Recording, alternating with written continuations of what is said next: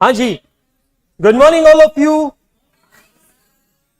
So welcome to lecture number 4। It is 6th of June 2024 today. और कल के lecture में हम लोगों ने क्या क्या देखा था, एक बार क्विकली रिकैप करते हैं। कल का जो लेक्चर था, it was completely dedicated to the discussion of direct and indirect. Primarily हम लोगों ने देखा था कॉस्ट मैट्रिक्स, करेक्ट।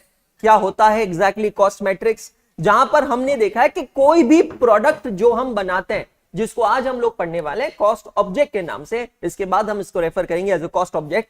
जो भी प्रोडक्ट हम बनाते हैं या जो भी सर्विस हम रेंडर करते हैं, वो प्रोडक्ट या सर्विस की कॉस्ट निकालना, ये हमारा सबसे पहला उद्देश्य होता है कॉस्ट अकाउंटिंग का ऑब्जेक्टिव।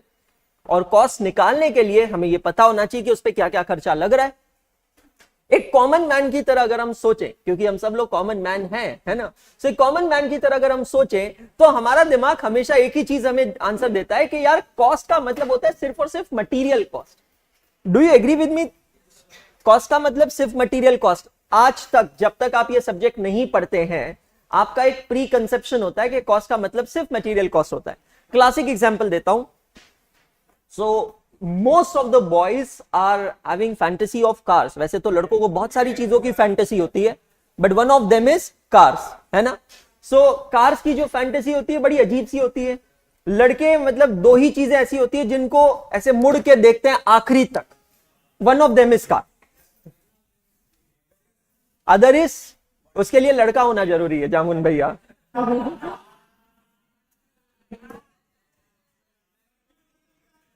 एक लड़का होकर आप ये सवाल पूछ कैसे सकते हो? ऊपर वाले ने इतनी मेहनत से अच्छी अच्छी चीजें बनाई है, अगर हम अपने नैनों से उसका सुख प्राप्ति नहीं करेंगे तो क्या मतलब है ऊपर वाले की इस रचना का? रचना को जानते हो? बहुत बढ़िया। सो कार्स की बात करते हैं, ठीक है। सो कार में मैं एक बार जा रहा था अपनी नानी जी के साथ। i20 कार थी मेरे पास उस समय, और मैंने कहा नानी देखिए सामने, you know this is BMW, और आपको पता है कितने की कार है? Entire conversation was happening in Marwari. So मैंने कहा 50 लाख रुपए की कार है। So my nani immediately came up with the response. और आप भी ट्राई करना अपने घर में ग्रैंड पेरेंट्स के साथ या इवन पेरेंट्स के साथ, तो उनका सिंपल सा जवाब पता है क्या होगा? बुक चाहिए? हाँ, अच्छा ठीक है, बुक मिल गई ना आपको। सो उनका इमीडिएट इंस्टेंट आंसर पता है क्या होता था? अरे इस कार में फर्क क्या है, हम जिस गाड़ी में बैठे हैं ये 8-10 लाख रुपए की गाड़ी है, और ये सामने वाली गाड़ी 50 लाख रुपए की गाड़ी है। तो 8-10 लाख रुपए की गाड़ी में और 50 लाख रुपए की गाड़ी में फर्क क्या है? इसमें भी 4 पहिए हैं, उसमें भी 4 पहिए हैं, इसमें भी हम 5 लोग बैठ सकते हैं। देखो मारवाड़ी लोग हमेशा क्या देखते हैं, महंगी कार मतलब ज्यादा लोग बैठ सकते हैं। अभी मैं कभी इन लोगों को बता दूं, मेरे घर वालों को, कि मर्सिडीज एस क्लास लेनी है तो मर्सिडीज एस क्लास में 4 ही लोग बैठ सकते हैं एक्चुअली, तो मेरे घर वाले गाली मारेंगे। क्यों गाली? अबे 1 करोड़ रुपए की कार लेकर 4 जने बैठाएगा, 5वां कहां बैठेगा? क्योंकि सबको आदत है ना, बीच में एक जना ऐसा पांव फैलाकर ऐसा बैठेगा, है ना। अच्छा ये तो कम है, जब मैं छोटा था या आप लोग भी छोटे रहे होंगे तो घर में सामने भी 3 लोग बैठते थे, जहां वो गियर होता है ना, एक पांव इधर डालकर एक पांव इधर डालकर। काफी बार गियर चेंज करते करते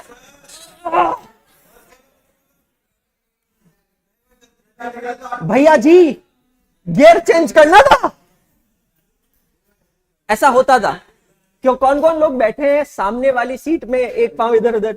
लंबे लोगों को ये सौभाग्य तो हमेशा, आपको भी सौभाग्य नसीब हुआ है, बहुत बढ़िया। लड़कियां कभी बैठी है सामने? बचपन में ही बोल रहा, अभी तो कौन बैठाएगा? कमाल कर दिए हो, बचपन की ही बात होती है वो, है ना। सो हैंड ब्रेक के ऊपर ऐसा थोड़ा एक चद्दर वद्दर फोल्ड करके रख देते थे और कहते थे एक पांव इधर डाल के बैठ जाओ, एक पांव उधर डाल के बैठ जाओ, और अमेजिंग लाइफ होती थी। हाँ सो यार उनका ऑब्जेक्टिव बहुत सही है कि 5 लोग इस कार में बैठते हैं, 5 लोग उस कार में बैठते हैं। धूप बारिश से ये 10 लाख रुपए की कार भी बचाती है, और धूप बारिश से 50 लाख की कार भी बचाती है। नानी जी का इमीडिएट स्टेटमेंट था, कार क्या सोने की बनी है? अब मैं कैसे एक्सप्लेन करूं ना, how do I explain her, कि ये जो कार है ये 50 लाख रुपए की क्यों है? क्या लगता है ये कार 50 लाख रुपए की क्यों है? कंफर्ट, ए भाई मेरी कार में बैठ के देख, मेरी कार में ना सच बता रहा हूं, BMW वाला टेस्ट सीरीज के उसके यहाँ टेस्ट ड्राइव लेने गया था, देखो टीचर होने के नाते टेस्ट ड्राइव में भी टेस्ट सीरीज निकल रहा है, कैसी हालत हो गई बताइए। तो वो जब मेरी कार में बैठा ना तो वो बोलने पे मजबूर हो गया कि सर ये ज्यादा कंफर्टेबल है BMW से। कंफर्ट तो नहीं है, technology. Okay bro, to a certain extent yes, to a certain extent no. मेरा एक सिंपल सवाल है, मैं अपने सवाल को चश्मा पहनो दिखेगा नहीं, मेरा एक सिंपल सवाल है, फिल्टर आउट करता हूं भाई, 10 लाख रुपए और 50 लाख रुपए, चलो कुछ चेंजेस होंगे। What are the changes which define the gap of 40 lakh rupees? Brand value, इसको मैं थोड़े दूसरे शब्दों में कहूं गुडविल। ब्रांड वैल्यू मतलब गुडविल। इसीलिए तो लोग देखना ऑटो रिक्शा पे ऑडी का सिंबल लगा के घूमते हैं काफी लोग। मारुति का तो नहीं लगाते, महिंद्रा का तो नहीं लगाते, टाटा का तो बिल्कुल भी नहीं लगाते, ऑडी का, BMW का। मतलब मैं पुणे में रहता था, पुणे में केसेस है, लिटरली एक एरिया उसका नाम है कोथरूड, ठीक है, पुणे में। वहां पर मैक्सिमम रेजिडेंट्स जो है वो सब बहुत ही रईस है, सब BMW मर्सिडीज वाले। वहां के कॉमन प्रॉब्लम है कोथरूड एरिया की कि सबके घरों के बाहर कारों में से लोगो चोरी हो जाते हैं। मर्सिडीज का चोरी हो गया, रोज डेली का एक केस पक्का है, डेली का। और वो लोगो चोरी जो होता है, एक्चुअली होता क्या होगा इन लोगों का? ये सब ये ऑटो वोटो पे नहीं लगे, काफी बार तो साइकिल वाले भी साइकिल पे लगाते हैं ऑडी का लोगो। मेरा भरोसा ही उड़ गया उस दिन से, लैम्बोर्गिनी भी। हाँ एक रीजन हो गया गुडविल। और क्या लगता है? Think think think. अरे सर अभी तो नींद से नहीं उठा, सही से सोचे। हाँ, material use to a certain extent yes. चलिए बेहतर क्वालिटी का मटेरियल यूज किया to a certain extent yes. Rishabh Pant cricketer हमारे सामने जीता जागता उदाहरण है यार, क्या जबरदस्त एक्सीडेंट हुआ था मैन, बेकार एक्सीडेंट, बट दूसरी जिंदगी मिली है यार। पूरी की पूरी कार स्पॉट पे जलकर राख हो गई। लड़कियों का चेहरा देखकर लग रहा है ऋषभ पंत है ही कौन। धन्य हो, बहुत बढ़िया। और क्या रीजन होगा? चलिए गुडविल हो गया, क्वालिटी हो गई, और सुमित जैन कह रहा है सेफ्टी, रुपेश डंगोदरा कह रहे हैं फीचर्स, और क्या है? Technology superiority. चलो ये अच्छी बात है, BMW में ऐसे ऐसे करने से आवाज बढ़ती है, ऐसे ऐसे करने से आवाज कम होती है, टेक्नोलॉजी है। बट आई थिंक अब टेक्नोलॉजी तो बहुत सारी कार्स में आ गई है, अब तो किया भी दे देता है टेक्नोलॉजी। और क्या होगा सर, क्या लगता है? अबे कार का डिस्कशन कर रहे हैं, थोड़ा तो इंटरेस्ट लो लड़कों। क्या बोला? स्पीड। हाँ, acceleration is the correct answer, बिल्कुल सही है। बहुत बढ़िया। भारी भारी शब्द फेंको कि सब जने गिर जाए। आरपीएम और स्पीड में क्या फर्क हुआ? Horse power. अच्छा, आप मेरे को एक बात बताओ, जितनी सैलरी मारुति उद्योग वाला अपने इंजीनियर्स को देता होगा, डू यू थिंक उतनी ही सैलरी लैम्बोर्गिनी वाला अपने टेक्नीशियंस और इंजीनियर्स को देता होगा? नहीं। No one touched this point, but yes this is important point, labour cost. Why the cars are expensive? Because of the labour cost. But हमारा दिमाग देख रहे हो, RPM, technology, tyre pressure system, हमारा दिमाग मटेरियल पे ही घूम रहा है। आप पॉइंट समझने की कोशिश करना, पूरा दिमाग कहां घूम रहा है? मटेरियल पे घूम रहा है, ठीक है। लेबर कॉस्ट हो गया। तीसरा, research and development cost. Think about it, R&D cost. ये जो कंपनीज होती है, ये कंपनीज ह्यूज पैसा, ह्यूज मनी इन्वेस्ट करती है रिसर्च एंड डेवलपमेंट पे। माय डियर फ्रेंड्स, एक एक करके आप देखिए, कार्स के अंदर अलग अलग टेक्नोलॉजीज डेवलप हो रही है। ABS, कोई महिला इसका जवाब देगी, पुरुष कोई नहीं देगा। ABS का फुल फॉर्म क्या है? आप अपनी वाली को मिस कर रहे हो, ये सही है, पर इतना भी मिस नहीं करना था। ABS का फुल फॉर्म क्या है? खुशी बताएगी। नहीं पता? खिड़की के पास सही बैठते हो आप। सिमरन, छोटू, दौड़ा दौड़ा दौड़ा दौड़ा दम बजा के दौड़। चेष्टा, अरे चेष्टा तो करो। ABS, सलोनी, चलोनी नहीं। ABS का फुल फॉर्म होता है एंटी लॉक ब्रेकिंग सिस्टम। अब इसका मतलब क्या? देखो बहुत बढ़िया टेक्नोलॉजी है, समझना, बहुत बढ़िया टेक्नोलॉजी है। जब सड़कें गीली होती है, बारिश का समय, 4-5 दिन बाद प्रेडिक्शन है बारिश का इंदौर में। सड़कें गीली होती है, बारिश का समय, गाड़ी स्पीड में, और जब आप ब्रेक लगाते हैं तो गाड़ी स्लिप होती है ना, गाड़ी स्लिप होती है और काफी बार एक्सीडेंट्स उसकी वजह से होते हैं।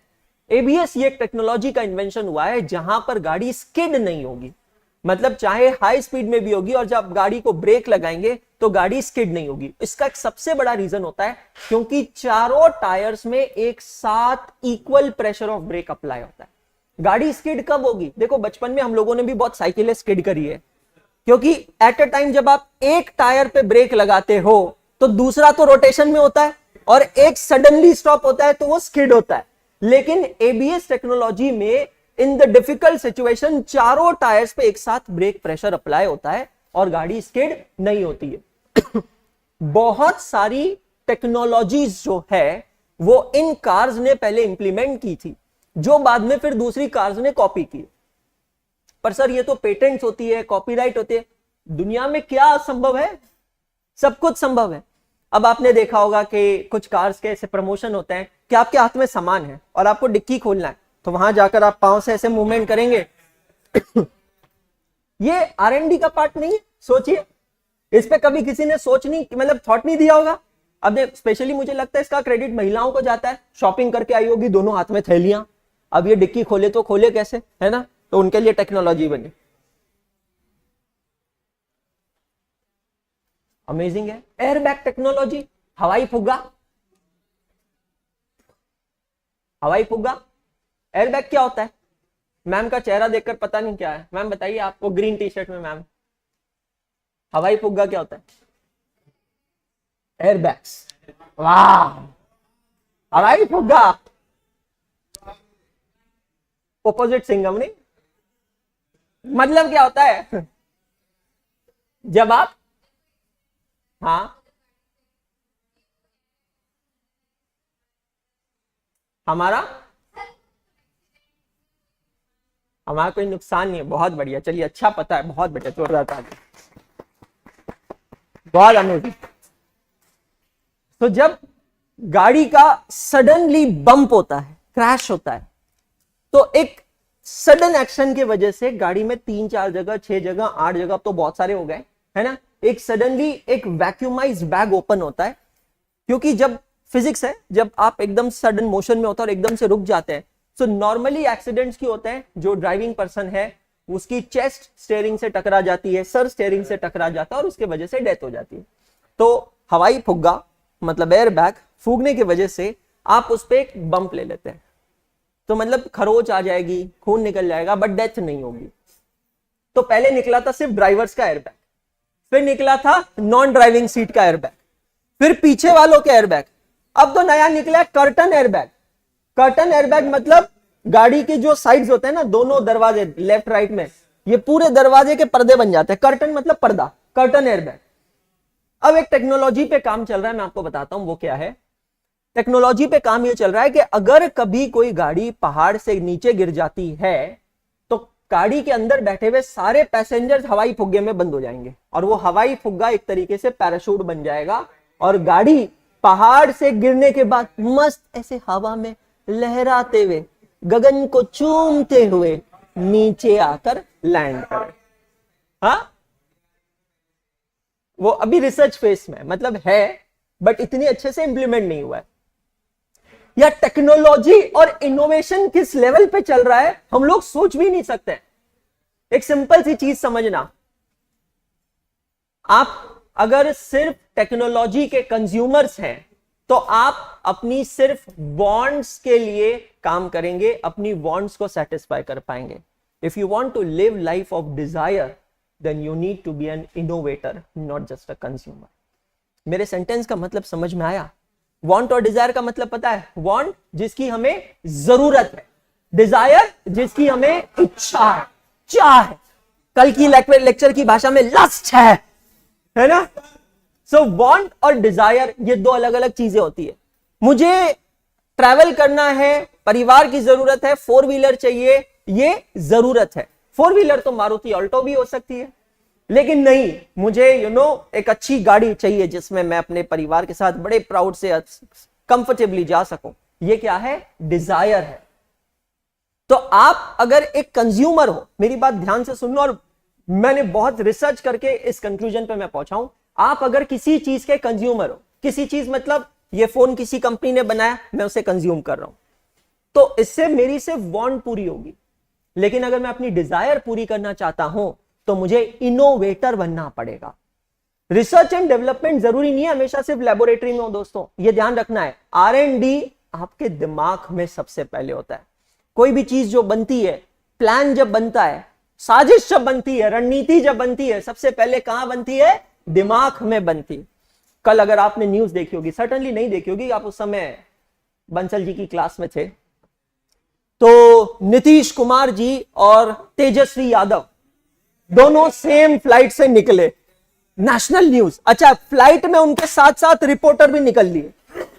अब हुआ यूं, जिनको नहीं पता उनके लिए, नीतीश कुमार जी एनडीए के समर्थक है और तेजस्वी प्रकाश यादव लालू प्रसाद जी के सुपुत्र, वो इंडिया अलायंस के समर्थक है। दोनों आगे पीछे की सीट पे बैठे।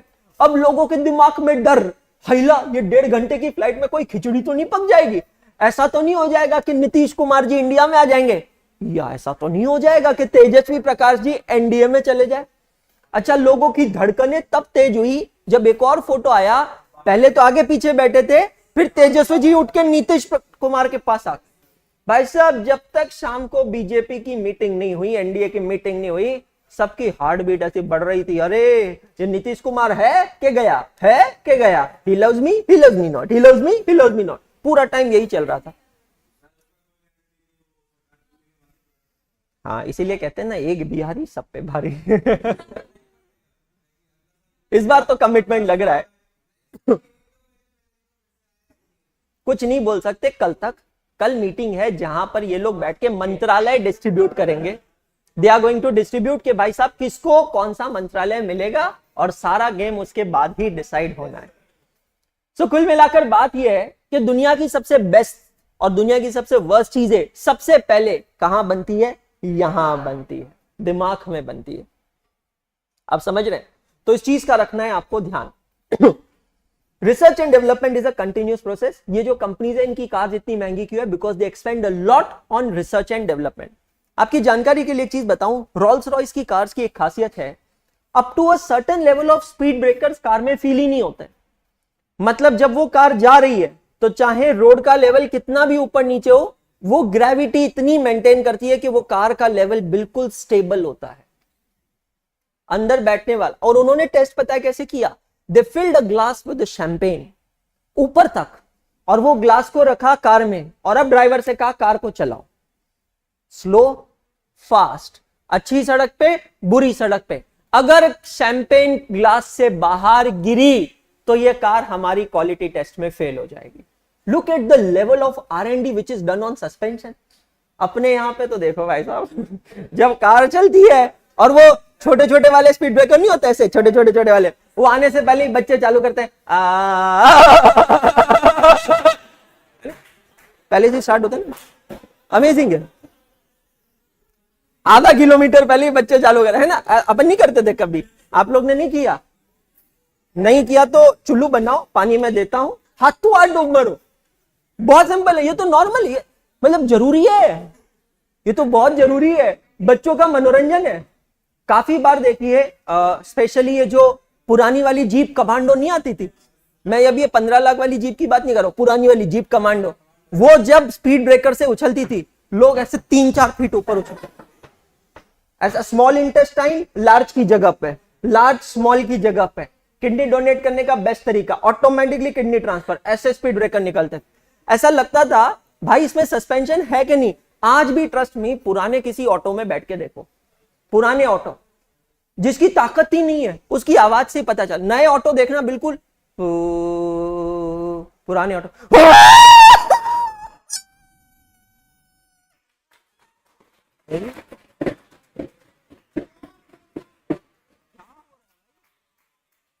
देखा,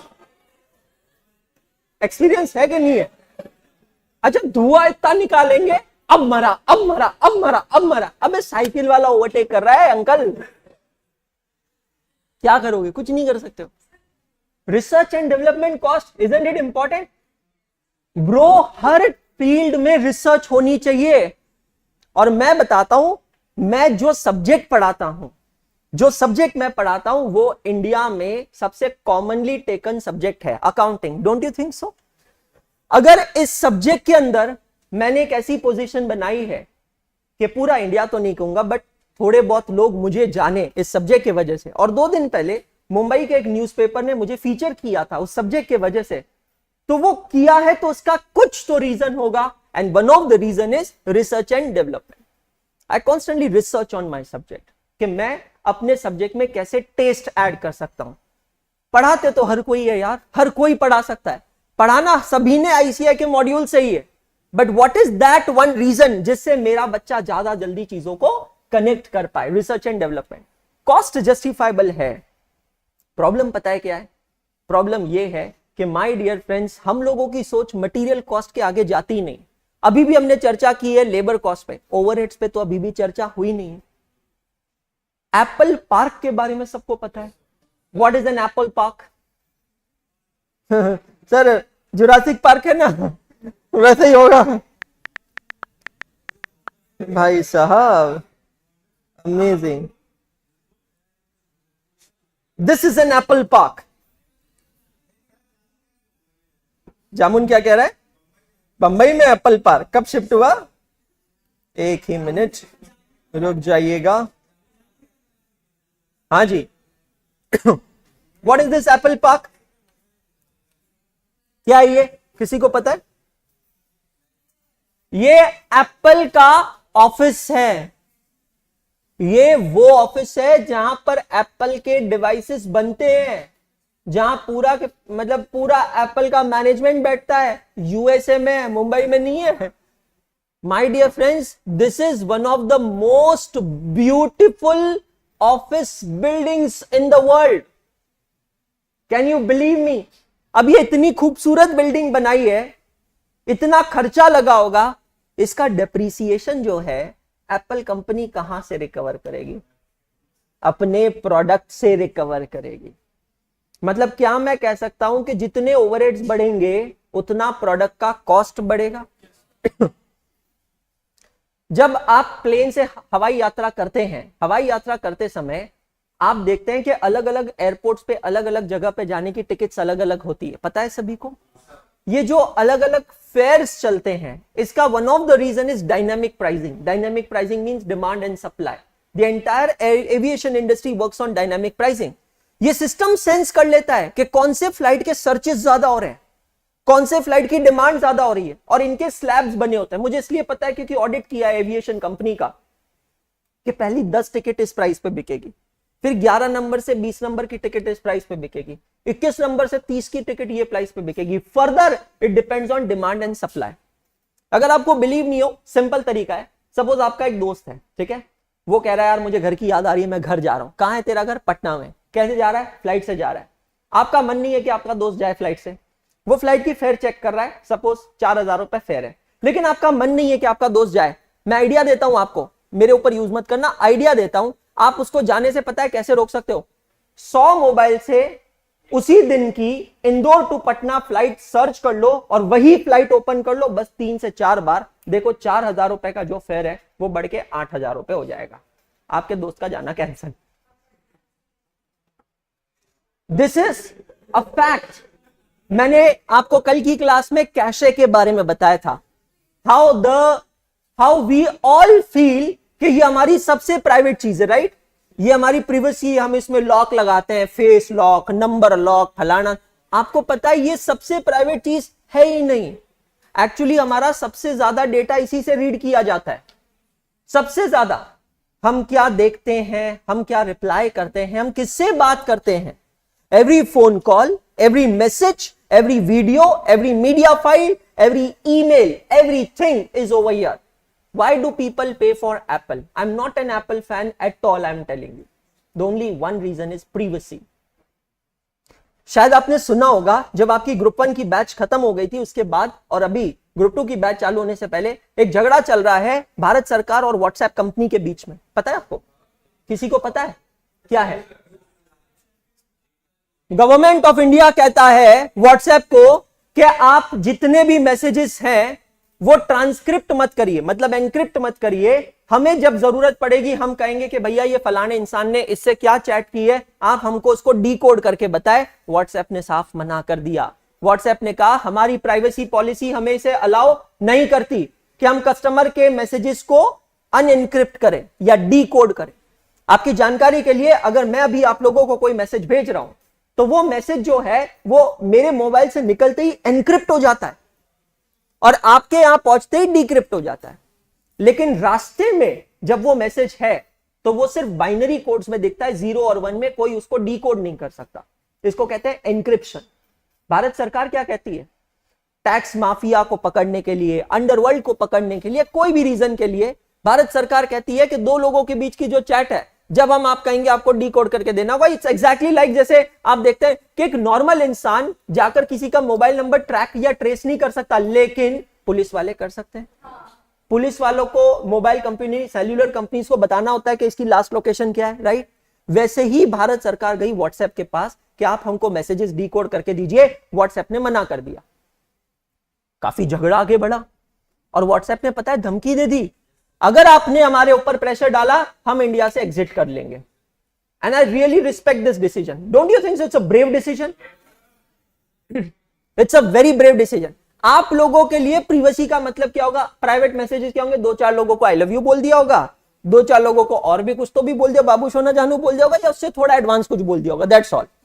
आप लोगों के लिए प्रिवेसी ब्रीच होना मतलब ये है। But don't you think so कुछ लोगों के लिए प्रिवेसी ब्रीच होना मतलब it can be cash transactions, it can be hawala transactions, it can be anything my dear friends. The same thing happened years and years back with BlackBerry.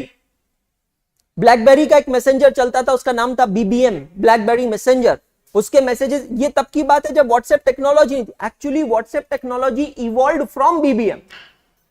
It was a private messenger service only available on BlackBerry devices. तो अगर आपको वो service avail करनी है तो आपके पास BlackBerry device होना चाहिए था और हर एक BlackBerry डिवाइस की एक आईडी होती थी। तो BBM बहुत एक यूथफुल वर्ड हुआ करता था। क्या करना है? BBM कर देना, शो ऑफ करना है, BBM कर देना, ये करना है, BBM कर देना, सिंपल है। It was like a WhatsApp, but वो भी एनक्रिप्टेड होता था। तो ट्राई टू अंडरस्टैंड कि रिसर्च एंड डेवलपमेंट एक ऐसी चीज है, ओवरहेड एक ऐसी चीज है जिसपे हम सोचते ही नहीं है। आज आप लोगों ने एक और चीज न्यूज में देखी होगी, आसमान के अंदर उड़ती हुई ट्रेन दिखाई दे रही है। अगर आपने न्यूज देखा होगा तो, नहीं देखा है? टेस्ला ने एक सीरीज ऑफ सैटेलाइट छोड़ा है आसमान में।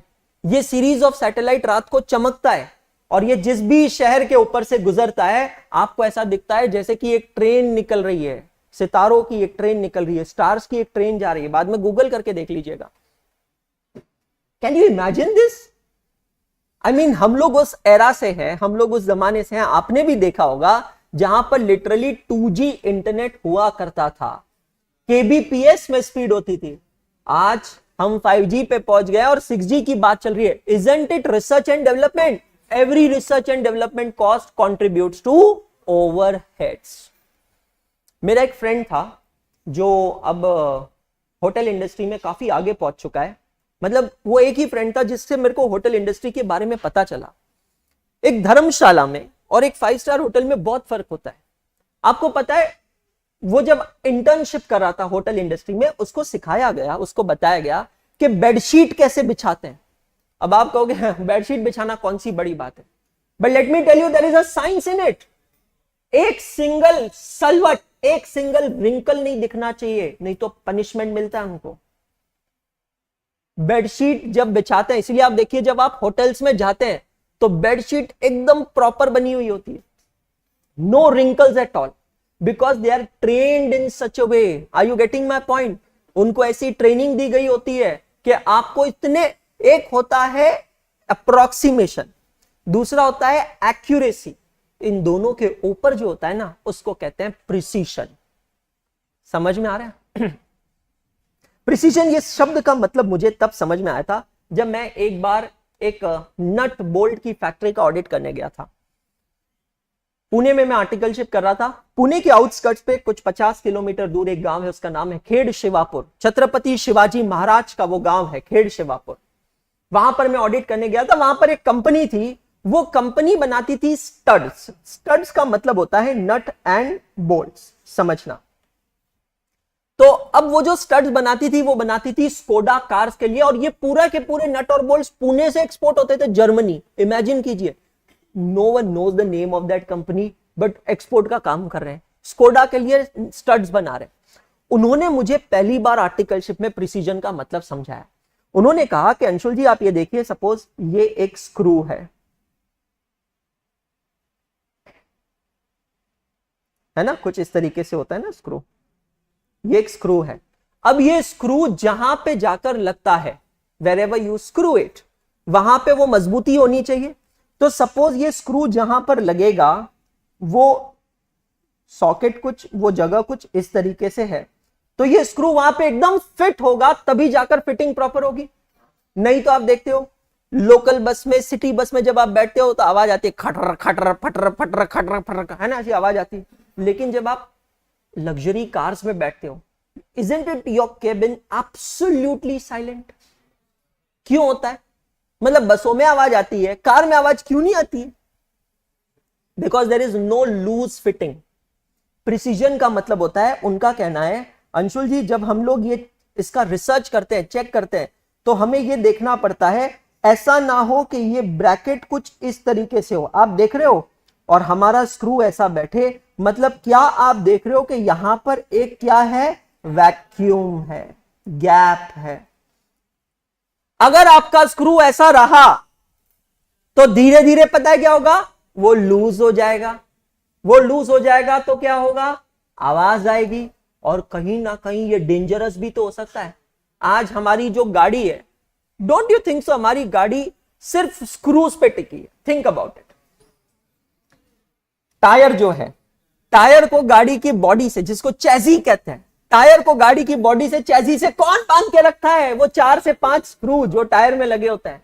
अगर एक भी स्क्रू निकला, इमेजिन करो गाड़ी 100 के स्पीड पे और एक भी स्क्रू निकला, because of this gap, the effect can be dangerous, catastrophic. Automobile industry में दोस्त इतना रिसर्च होता है, मतलब आप तो नाम बताइए, हर इंडस्ट्री में रिसर्च होता है। बिना रिसर्च के अगर आप काम करोगे तो आप कंज्यूमर रहोगे। और मैंने फिर से क्या कहा, एक कंज्यूमर बन के आप सिर्फ जरूरतें पूरी कर सकते हो, लेकिन एक इनोवेटर बन के आप अपनी इच्छाएं पूरी कर सकते हो। अगर आपने कुछ नया बनाया, कुछ इनोवेट किया। और शिव खेड़ा जी जो कि एक बहुत बड़े मोटिवेशनल स्पीकर है, वो कहते हैं winners don't do different things, they just do things differently. Short lived है बट एग्जाम्पल कोट करने लायक है, डॉली चाय वाला। क्या नया काम किया भाई, मेरे को एक बात बताना यार। चाय बेच के कुछ तो बहुत भारी काम किया कि भाई चाय बेच रहा मतलब एकदम कुछ बहुत भारी काम नहीं यार। पर क्यों फेमस हुआ, व्हाट डू यू थिंक, क्या लगता है आपको? स्टाइल के वजह से हुआ है भाई। कितने लोग, बाकी चाय वालों का आप देखो, उनका चेहरा देखकर ऐसा लगता है कि जिंदगी में इनसे ज्यादा दुख किसी की जिंदगी में नहीं होगा भी, बट उसका स्टाइल देखा भाई। आपको पता है उस पर मूवी बन रही है, डॉली चाय वाला टपरी वाला पे मूवी बन रही है। Can you believe it? Windows 12 का ब्रांड एम्बेसडर है। अबे विंडोज 12 का ब्रांड एम्बेसडर। और क्या रीजन होगा? क्या नाम है इसका मैडम, सक्षम। आप जानते हैं डॉली चाय वाला को क्यों फेमस होगा? आपको क्या लगता है वो क्या लग कर रहा है? उसका वो स्टाइल देखा है, ऐसा दूध डालने का। भाई साहब किसने सोचा होगा यार, इमेजिन करो। अच्छा मतलब उसने रिलेट किया, ये दूध डाल रहा है, खुद नाक बन गया, और किसने रिलेट किया होगा भाई ये? Can you imagine his style, the way social media presence, amazing. महंगी महंगी कारों में आ रहा है चाय की टपरी खोलने के लिए, बताओ। और चाय देने का style something like this this, क्या क्या करता है भाई, गॉड ओनली नोस। हाँ, चाय देने का स्टाइल। ये चंद्रिका दीक्षित, वड़ा पाव गर्ल, क्यों फेमस हुई होगी? What do you, vada pav बेचना भाई कोई बहुत नया काम है क्या? शिव खेड़ा जी का ये स्टेटमेंट बिल्कुल सही है। Winners don't do different things, they do things differently. Don't you think सो? मैं कहीं पे कंपैरिजन में नहीं आता, बट भाई मैं काफी बार खुद को ही अप्रिशिएट करता हूं। मैं पढ़ा रहा हूं, पढ़ाना कौन सा नया काम है भाई? कोई नया काम है? लेकिन अगर टीचिंग के अंदर, और वो भी अकाउंटिंग के अंदर, मैंने थोड़ी बहुत भी जगह बनाई है, तो अगेन शिव खेड़ा जी का स्टेटमेंट ट्रूली होल्ड करता है, winners don't do different things, they do things different. Can we not discover something in studying for you guys? Think about it. Yes और नो? Absolutely possible. मतलब आज सिंपल सी चीज समझिए, दो opposite attitude बताता हूं। एक होता है pervasive attitude, Anshul sir class में पढ़ा रहे हैं, 36 मिनट हो गए, आज 36 मिनट में कॉस्टिंग का तो कुछ चालू ही नहीं किया है, ये क्या चल रहा है? दूसरा ये हर चीज कॉस्टिंग की है। मैंने आपसे कहा था 3 दिन मांगे थे, 3 लेक्चर्स, बेसिक्स ऑफ कॉस्टिंग खत्म, आज वो तीसरा लेक्चर है। ये हर चीज कॉस्टिंग की है, ये हर चीज सीखने लायक है, हर चीज समझने लायक है। दुनिया में इतनी एयरलाइंस है, मतलब ये केस स्टडीज और लिटरली मैं आपको सोचने पे मजबूर कर रहा हूं। ऐसा क्यों है कि भारतीय एविएशन सेक्टर स्ट्रगल कर रहा है और दुनिया की बाकी एयरलाइंस बहुत पैसा कमा रही है? ऐसा क्यों है कि सिंगापुर एयरलाइंस दुनिया की नंबर 1 एयरलाइंस है?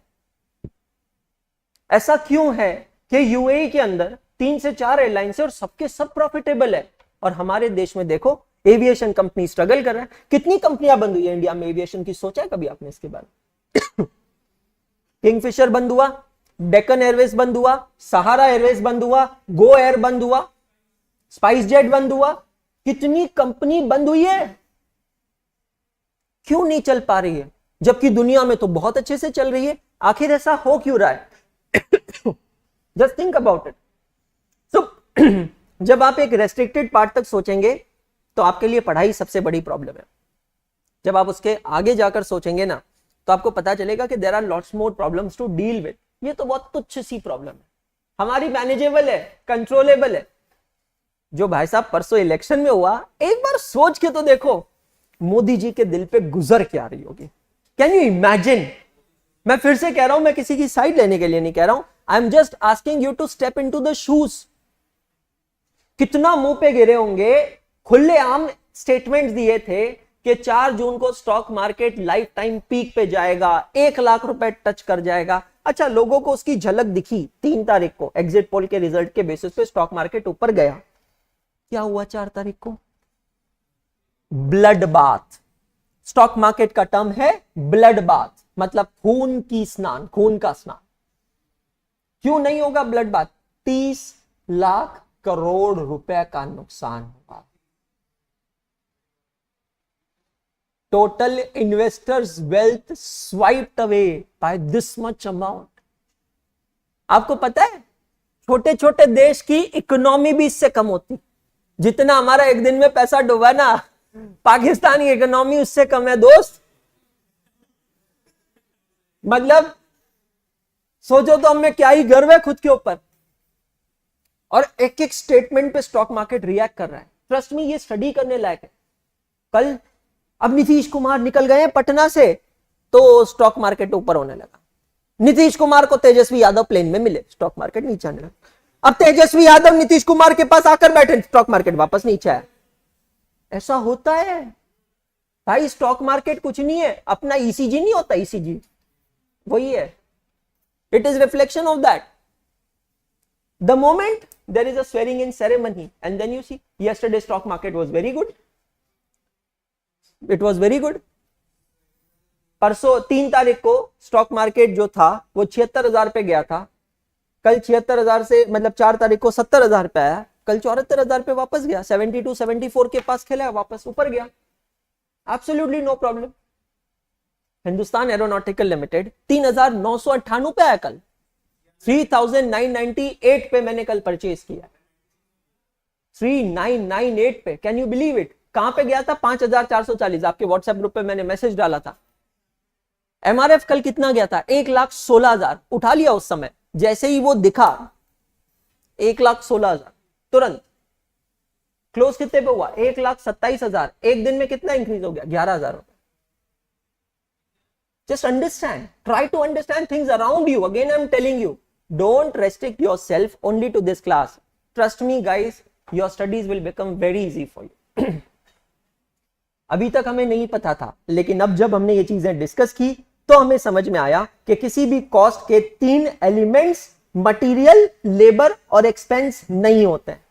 कौन से होते हैं? Material cost, labour cost, overhead cost. जैसे जैसे बिजनेस बड़ा होता है वैसे वैसे कौन सी कॉस्ट ज्यादा लगती है? Overhead cost. एक आखिरी एग्जांपल लेते हैं, फिर चैप्टर वाइज जाएंगे। सपोज अभी मैं ऐसे ट्यूशन क्लास नहीं लेता था मैं जो ट्रेडिशनल होता था वैसे लेता था। मेरा एक छोटा सा घर था, सपोज उस घर में एक कमरे में आप लोगों को बुलाता था, मस्त नीचे दरी बिछाता था, मस्त दरी पे आप लोग बैठते थे ऐसे क्रॉस करके, है ना, मांडीत पुस्तकें ठेवली असती, म्हणजे अपने गोदी में या बुक्स रखते थे, है ना, और या फिर बैग रखते थे, बैग के ऊपर बुक्स रखते थे, ऐसे बैठते थे आराम से। थोड़े टाइम बाद टांगे दुखती थी, ऐसी हरकतें करते थे जैसे ये कर रहा है कुछ और, समझ रहे हो आप। और मैं वहीं पे आपके सामने वहां बैठा होता था एक प्लास्टिक की कुर्सी लेकर, और आपको पढ़ा रहा होता था, एक ब्लैक बोर्ड लगा होता था, उसके ऊपर लिख रहा होता था। तो एक एग्जाम्पल है, अगर ऐसा होता था तो जो भी फीस स्ट्रक्चर है, क्या वो फीस स्ट्रक्चर उतना होता था जितना अभी है? क्यों नहीं है? Overhead cost. समझ रहे हैं आप? What is that cost? Overhead cost. You go to an expensive hospital where there is world class facility, good infrastructure, the fees is high. You go to a normal clinic, the fees is low. What is the biggest reason? Overhead cost. There is a complete shift in your thinking. It's going to happen, my dear friends. Before studying cost and management accounting, you may feel that the biggest cost component is material cost. For any cost object, the biggest cost component is material cost. ऐसा आपको लगता होगा इस point तक, लेकिन आज से मैं आपकी सोच बदलने जा रहा हूं, क्योंकि मैं आपको यह बता रहा हूं the biggest cost component in big industries, in big product is not the material cost, it is actually the overhead cost. आपको पता है जो कॉस्ट मैट्रिक्स आपको दिख रहा है ये आपका सिलेबस है। Can you open your index, all of you?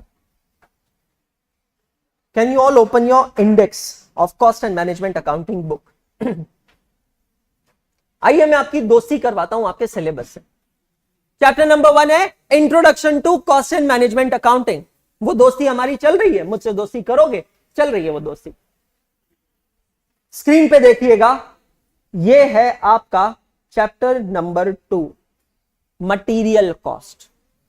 जब हम कहते हैं मटेरियल कॉस्ट, तो दोस्तों मटेरियल कॉस्ट का मतलब क्या है? Direct material only. ये एक ऐसा चैप्टर है जहां पर पूरे मटेरियल कॉस्ट का चीर फाड़ करेंगे। मटेरियल का मतलब मैंने क्या बताया? जो टेंजिबल होता है, हाँ, जो दिखाई देता है लेकिन नॉन लिविंग बीइंग। अब कोई कहा सर कोमड़ी का है, मतलब मुर्गी क्या होती है? हाँ, मुर्गी सर जीवंत कोमड़ी का है, मतलब जिंदा मुर्गी क्या होती है? ये भी तो मटेरियल है। अब यार भावनाओं को समझो, शब्दों को मत पकड़ो। रेस्टोरेंट में जहां चिकन विकन बनता होगा, फिश वगैरह बनती होगी, तो वो जो जीवंत कोमड़ी, जिंदा मुर्गी लाते होंगे, वो तो उनका मटेरियल ही है ना भाई। अब शब्द मत पकड़ना यार, सर आपने बोला नॉन लिविंग बीइंग है, ये लिविंग बीइंग है, अब मार खाएगा यार। समझ में आ गया? Material cost. ये पूरा के पूरा चैप्टर पता है क्या है? सिर्फ और सिर्फ मटेरियल के बारे में पढ़ेंगे। जरा दिमाग के घोड़े दौड़ाओ और सोचने की कोशिश करो कि मटेरियल से रिलेटेड चैलेंजेस क्या क्या होंगे। मुझे 3-4 आंसर चाहिए, कोरस आंसर नहीं चाहिए। Think about it. मटेरियल से रिलेटिंग चैलेंजेस क्या क्या होते होंगे? What do you think? Think like a businessman. हाँ जी अक्षत, क्या बोला? स्टोरेज एक चैलेंज होता है। ओके शिंदेवाड़ी, मेंटेनेंस म्हणजे काय? जरा इलैबोरेट कर। पेरिशेबल गुड्स है, ओके बहुत बढ़िया। और अरे रे कॉलेज कोरस आंसर्स नको रे बाबा। ट्रांसपोर्टेशन, ओके, और क्वालिटी मेंटेन करना, और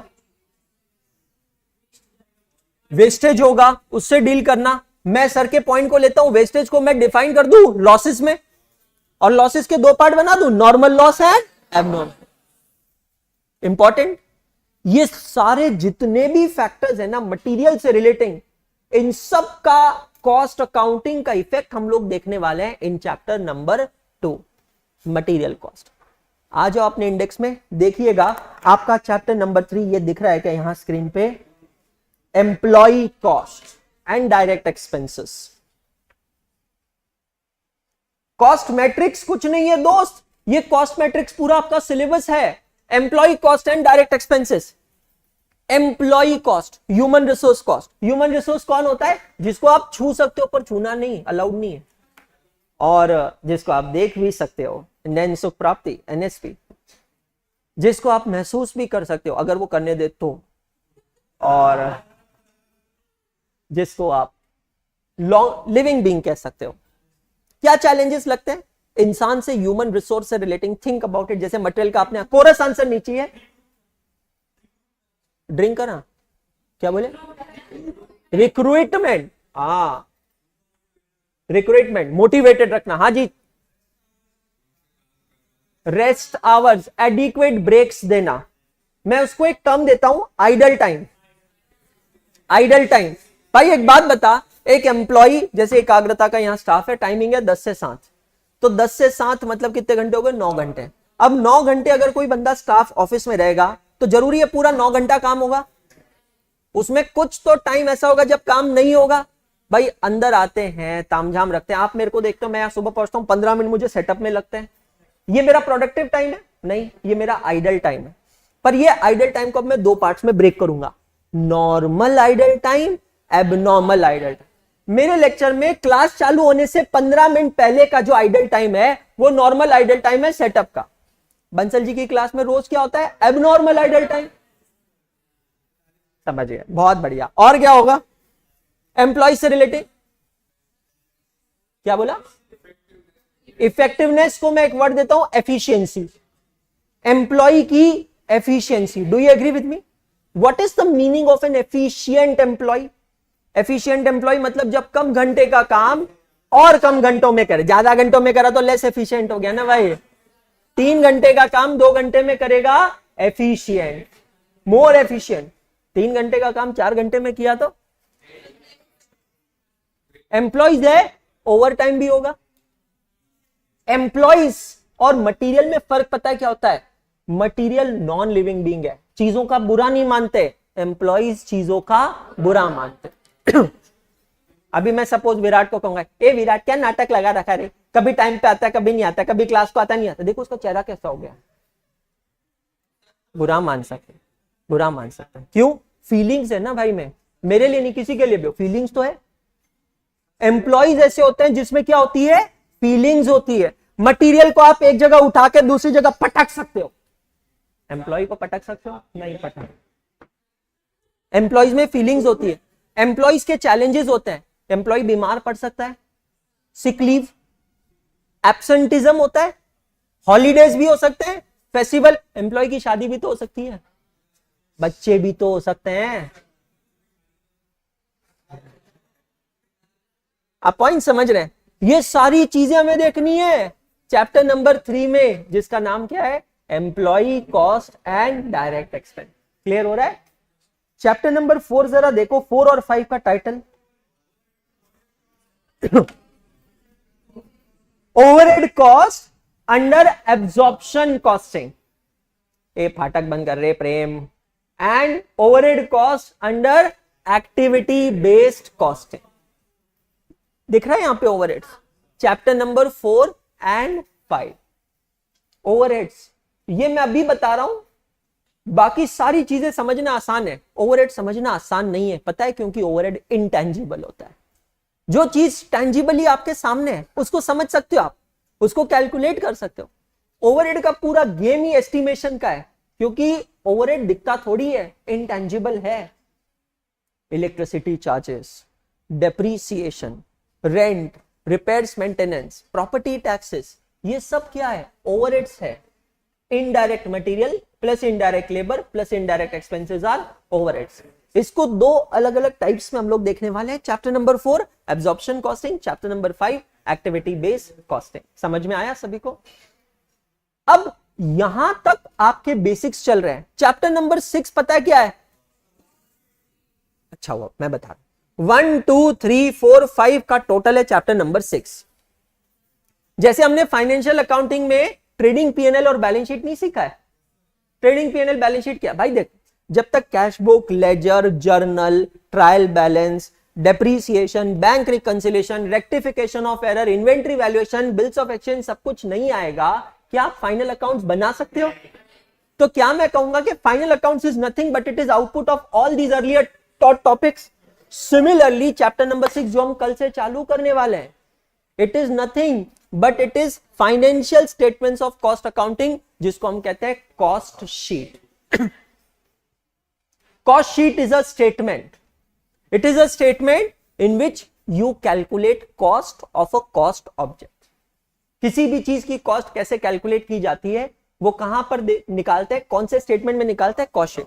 जैसे कोई आपसे अगर कहेगा कि नेट प्रॉफिट कहां निकालते हैं, आप आंसर क्या दोगे? कोई आपसे कहेगा ग्रॉस प्रॉफिट कहां निकालते हैं? How do you check the capital of a business? Balance. वैसे ही how do you ascertain the cost of a cost object through a cost? तो चैप्टर नंबर 6. जैसे फाइनेंशियल अकाउंटिंग होती है वैसे ही कॉस्ट अकाउंटिंग भी होती है. फाइनेंशियल अकाउंटिंग में हम 3 अकाउंट्स पढ़ते हैं, पर्सनल, रियल, नॉमिनल. वैसे ही कॉस्ट अकाउंटिंग में भी अकाउंट्स होते हैं और वो है चैप्टर नंबर 7 जिसका नाम है कॉस्ट लेजर अकाउंट्स. दोस्तों चैप्टर नंबर 1 से लेकर चैप्टर नंबर 7 तक अगर आप देखेंगे, आई थिंक ये आपके वॉल्यूम नंबर 1 में है, ये है आपके कॉस्टिंग का basics, absolutely core basics of cost and management accounting. अब जितने टाइप के प्रोडक्ट होंगे उतनी अलग अलग टेक्नोलॉजी होगी. व्हाट आई वांट टू से, listen to me carefully.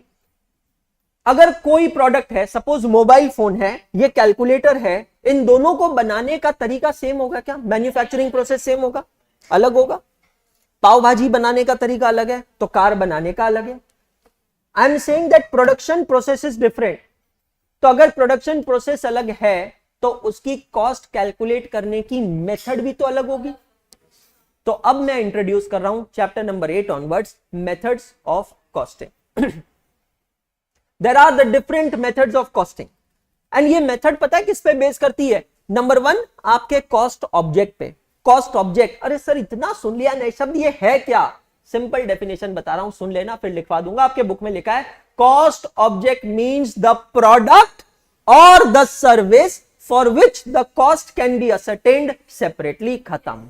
What is a cost object? It is a product और service for which the cost can be ascertained separately. अगर मैं प्रोड्यूसर हूं, मैन्युफैक्चरर हूं, तो मैं जो प्रोडक्ट बना रहा हूं वो मेरा कॉस्ट ऑब्जेक्ट है. अगर मैं सर्विस प्रोवाइडर हूं तो मैं जो सर्विस दे रहा हूं वो सर्विस मेरी क्या है? कॉस्ट ऑब्जेक्ट है.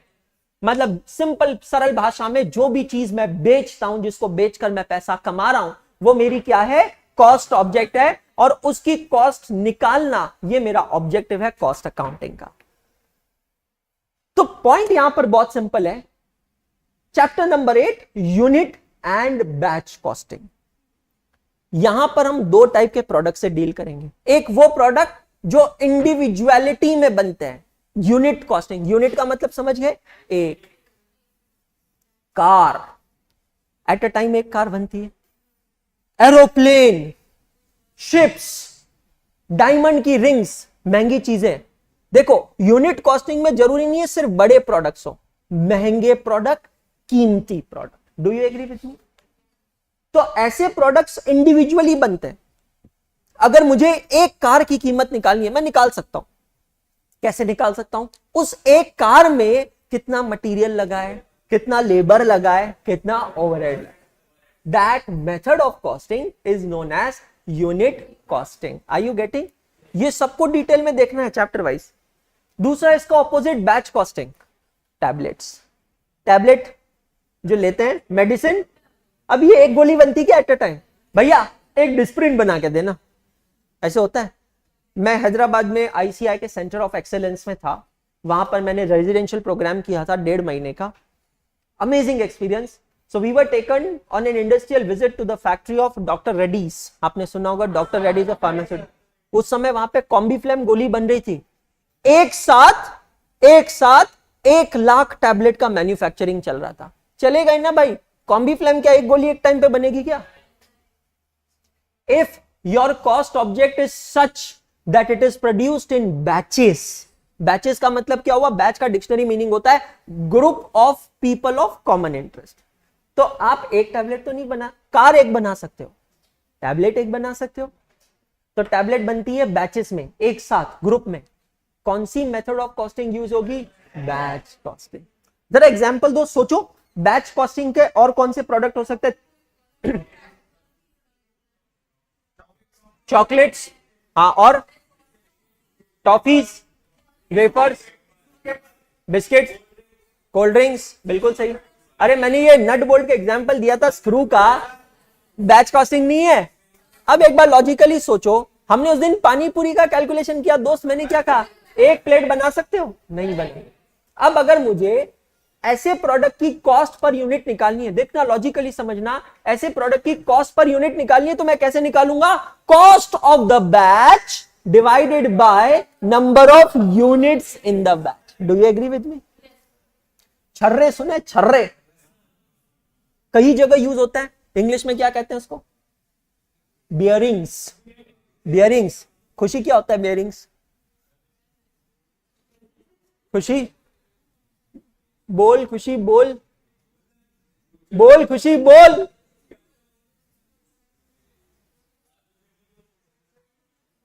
अबे बियरिंग नहीं पता? खुशी पता है तो बोलो ना। हाँ ऐसे ही तो बोलना था, बियरिंग्स हेल्प्स इन रोटेशन। मैंने जिंदगी में सबसे पहली बार बियरिंग देखे जब मैं स्केटिंग क्लास में जाता था। तो एक बार स्केटिंग क्लास करते करते स्केटिंग अच्छे से चल नहीं रही थी और उसमें से कुछ गोलियां निकल के बाहर आ गई। ये गोलियां निकल के बाहर आ गई, फिर स्केट्स चल ही नहीं रहे अच्छे से। फिर पता चला कि स्केटिंग के रोलर जो रोल करते हैं वो किसकी वजह से करते हैं? बियरिंग के वजह से। गाइस ये इतनी बड़ी इंडस्ट्री है कि आप सोच नहीं सकते हो। हर चीज में बियरिंग की जरूरत होती है, एवरीथिंग। अभी ये आपके सामने ट्राइपॉड स्टैंड है, ये अलग अलग डायमेंशन में रोटेट क्यों कर पा रहा है? बियरिंग्स है उसमें। हमारी गाड़ियों में बियरिंग्स है, साइकिल में बियरिंग है, हर जगह। अरे बायोलॉजिकली देख लेना, हमारे जॉइंट्स में भी बियरिंग लगे हैं, बस वो फर्क है वो मेटल के नहीं है, वो बायोलॉजिकल बियरिंग्स है।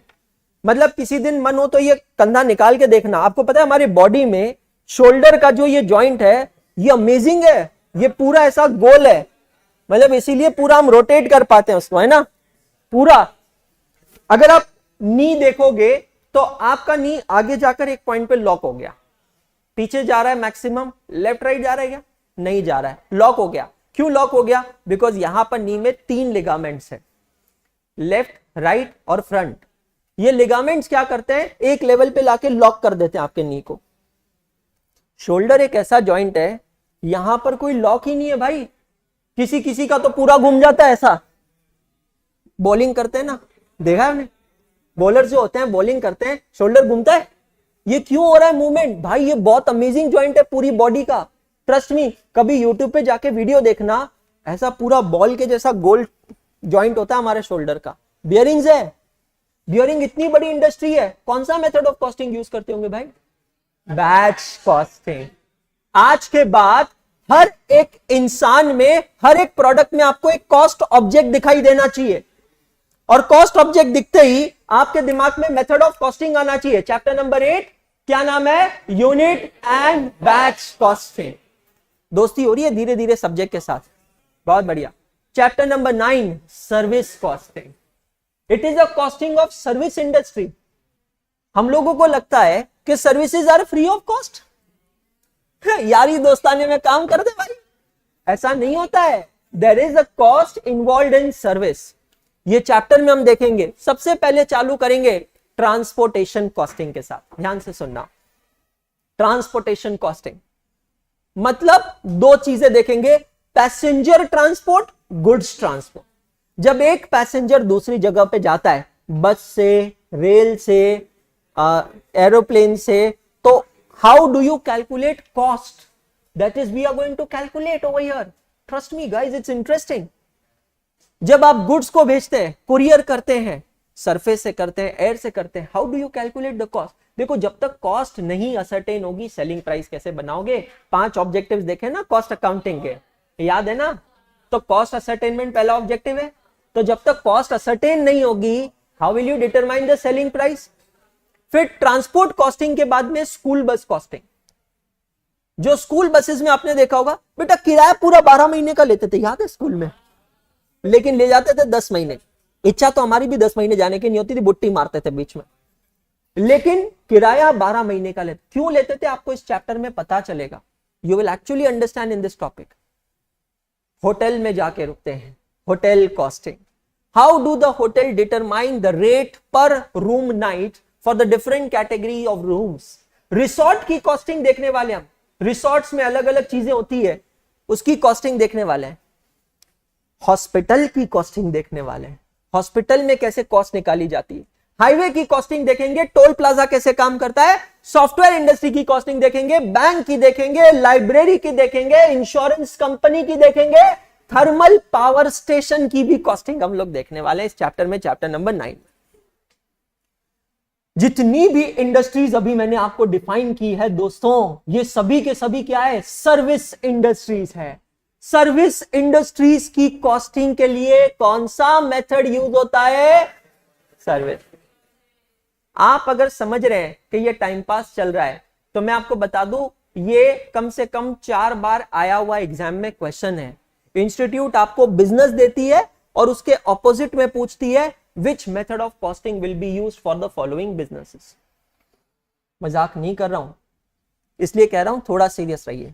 चैप्टर नंबर 9 हो गया। Chapter number 10 JPBP, joint product by. भाई साहब, बाय प्रोडक्ट के लिए पहले मेन प्रोडक्ट को समझना जरूरी है। मेन प्रोडक्ट मतलब जो हम इंटेंशनली बनाना चाहते हैं, मेन प्रोडक्ट। बाय प्रोडक्ट प्यार की तरह होता है, करना नहीं चाहते, हो गया,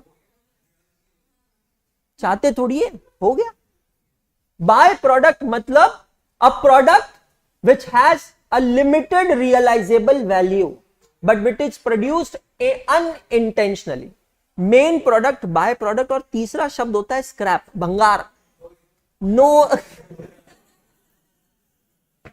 मेन प्रोडक्ट मतलब high realisable value, by product मतलब लेस रियलाइजेबल, भंगार मतलब फोकट में ले जा, नो रियलाइजेबल वैल्यू। समझ में आया? मेन प्रोडक्ट मतलब जो हम बनाना चाहते हैं। एग्जाम्पल, कारपेंटर क्या करता है, दरवाजा बनाता है, प्लाईवुड का टुकड़ा है, दरवाजा बनाता है। दरवाजा क्या है, मेन प्रोडक्ट, बराबर है। लेकिन जब दरवाजा बनाएगा तो लकड़ी को काटना पड़ेगा, ये जो लकड़ी के टुकड़े बचेंगे ये क्या है, बाय प्रोडक्ट। अच्छा, जब दरवाजा काटते हैं, लकड़ी को काटते हैं, घसाई करते हैं, तो लकड़ी का बुरादा निकलता है, ये पाउडर क्या है, स्क्रैप। समझ रहे हो? मतलब लकड़ी के टुकड़े तो भी एटलीस्ट बिक जाते हैं, स्क्रैप जनरली बिकता नहीं। तो जॉइंट प्रोडक्ट का मतलब क्या? अब मेन का समझ में आया, बाय का समझ में आया, स्क्रैप का समझ में आया। अब जॉइंट प्रोडक्ट का मतलब समझाता हूं। आपको पता है प्रकृति की वन ऑफ द बेस्ट देन है काउ, गैया, गौ माता। गाय से जो दूध मिलता है, आप बिलीव नहीं करोगे, वो अपने आप में इतनी बड़ी इंडस्ट्री है कि पूरे के पूरे गुजरात की नैया पार लगा दी उसने, पूरे गुजरात की। Amul, you are right, Amul, you are absolutely right. My dear friends, milk एक ऐसा प्रोडक्ट है जिस प्रोडक्ट से मल्टीपल प्रोडक्ट्स बनते हैं। आप समझ रहे हैं, मल्टीपल प्रोडक्ट्स बनते हैं। जैसे कि example, cheese, curd, butter, buttermilk, paneer, ghee, ये सारे प्रोडक्ट्स। अब देखना, जॉइंट प्रोडक्ट किसको कहते हैं? एक कॉमन मटेरियल है, उस पे कुछ कॉमन प्रोसेस होता है, और एक पॉइंट पे आकर वहां से मल्टीपल प्रोडक्ट्स बनते हैं, उसको कहते हैं जॉइंट प्रोडक्ट्स। अब एक बात बताओ, अगर कॉमन रॉ मटेरियल है, कॉमन प्रोसेस है, उसके बाद मल्टीपल प्रोडक्ट बन रहे हैं, मुझे समझ में नहीं आ रहा है मैं ये इंडिविजुअल प्रोडक्ट की कॉस्ट कैसे निकालूंगा, क्योंकि मैंने तो कॉस्ट कॉमन इंकर की है, जिसको हम कहते हैं जॉइंट कॉस्ट। कैसे करेंगे? चैप्टर नंबर 10 में हम सीखेंगे, जिसका नाम है जॉइंट प्रोडक्ट बाय प्रोडक्ट। समझ में आ रहा है? चैप्टर नंबर 11,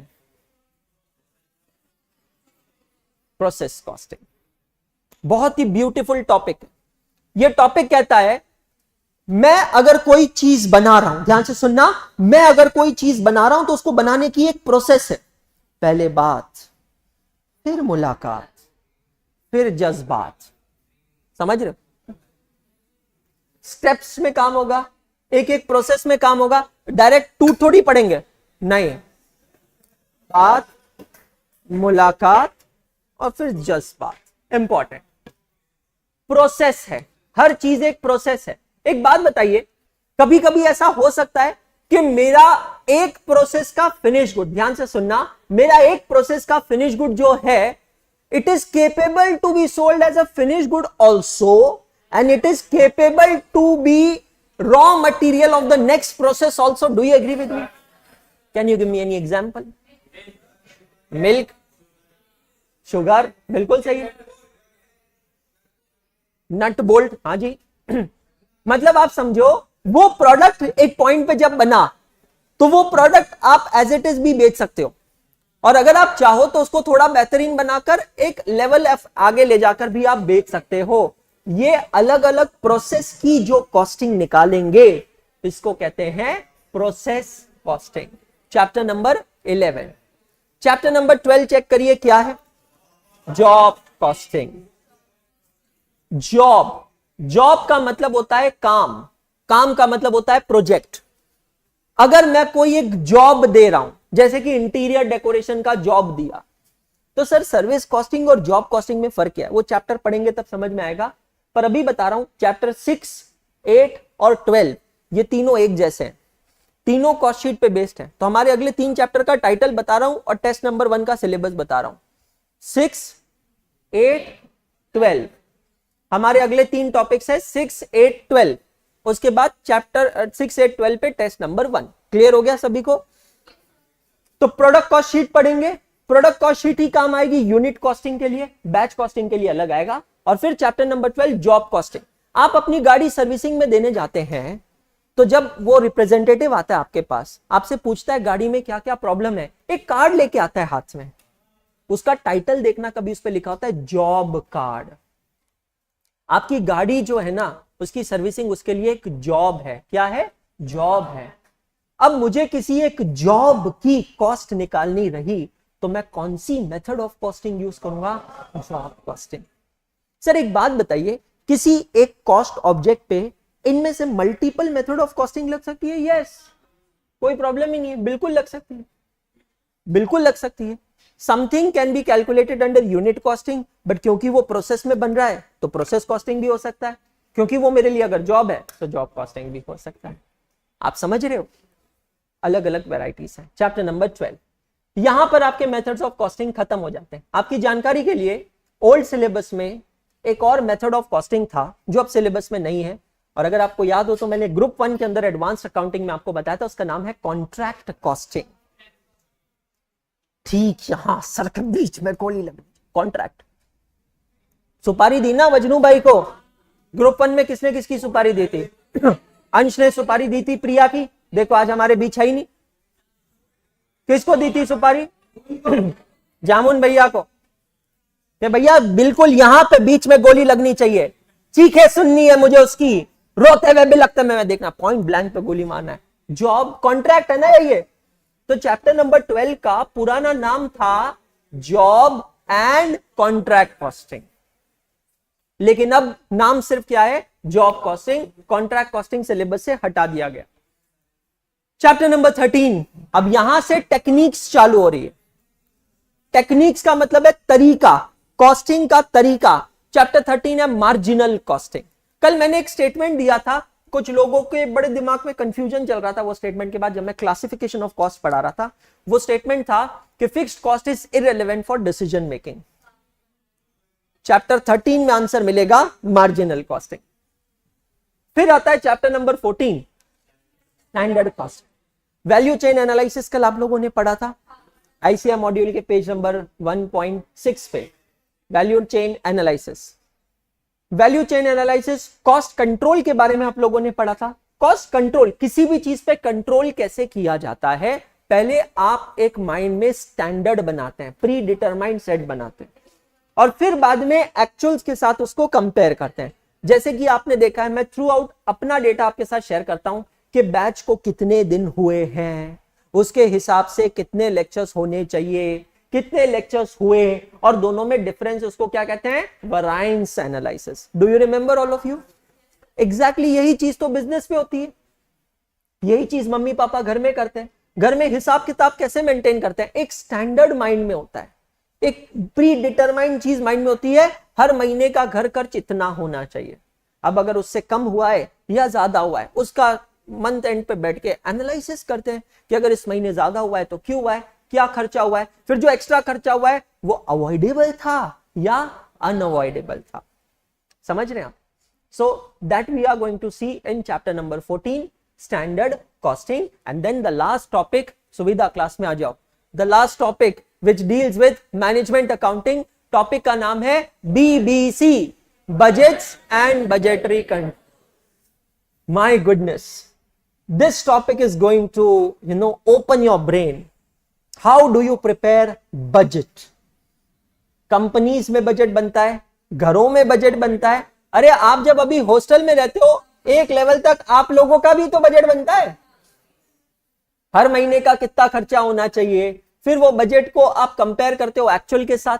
मैनेजमेंट अकाउंटिंग के लिए बजट बहुत जरूरी है। हम लोगों ने देखा था, कल मैंने एमसीक्यू बनाया था, उसमें आपको क्या कहा था, मैनेजमेंट अकाउंटिंग का ऑब्जेक्टिव होता है to prepare MIS report. Budget is one of the MIS. It helps management, it provides data management to make future decisions and actions for the company, to make the policies for the company. काफी बार किसी किसी company के decisions हमें समझ में नहीं आते, हमारे दिमाग के परे हैं, पर मैनेजमेंट का उसमें कोई थॉट होता है। कभी कभी एक चलता हुआ प्रोडक्ट कंपनी बंद कर देती है, क्यों करती है? हमें नॉर्मल इंसान, अरे अगर हमको समझ में आता था तो फिर हम वो नहीं बन जाते थे। समझ में आ रहा है? तो budgets and budgetary control, it is your chapter number 15, where you are going to deal with preparation of budgets, fixed budget, flexible budget, zero based budgeting, ऐसे बहुत सारे टेक्निक्स हम लोग वहां पर सीखने वाले। So my dear friends, this is your entire syllabus of cost and management accounting. मजा आया? पक्का? 100%? 2-3 मिनट का ब्रेक ले लीजिए, फिर आगे कंटिन्यू करते हैं।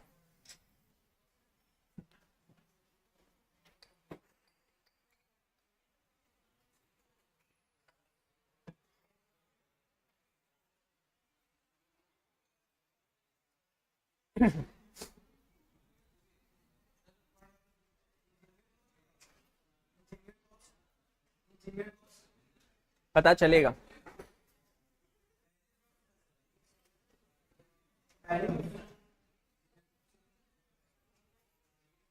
सब्जेक्ट ही पहली बार पढ़ रहे हो, मजा आ रहा है तो उठाओ।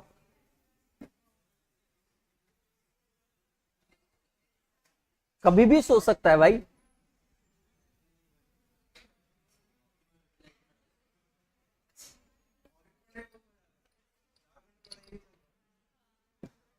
बहुत बढ़िया यार।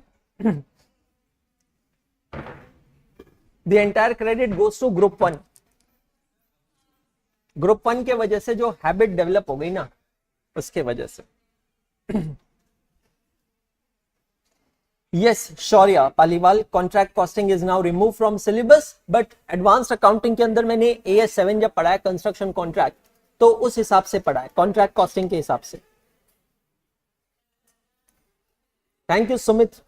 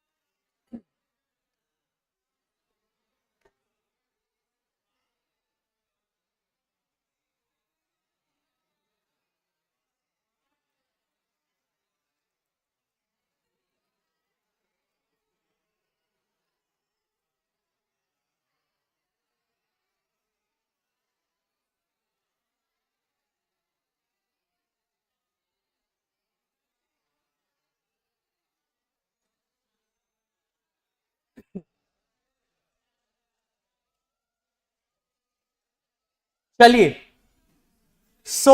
आज के एमसीक्यू सॉल्व करते हैं।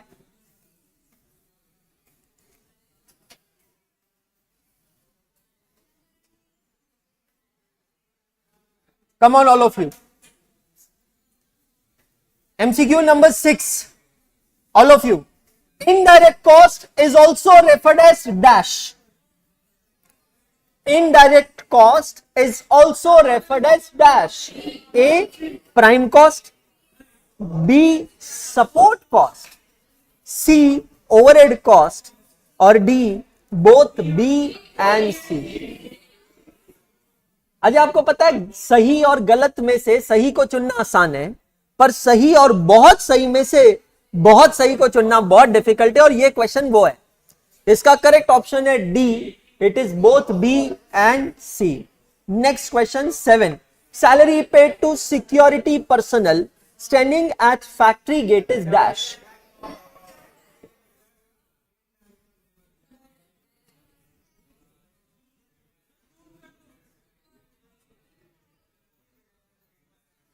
Salary paid to security personnel standing at factory gate is A, direct labor cost, B, indirect labor cost, C, overhead cost, and D, factory overhead cost.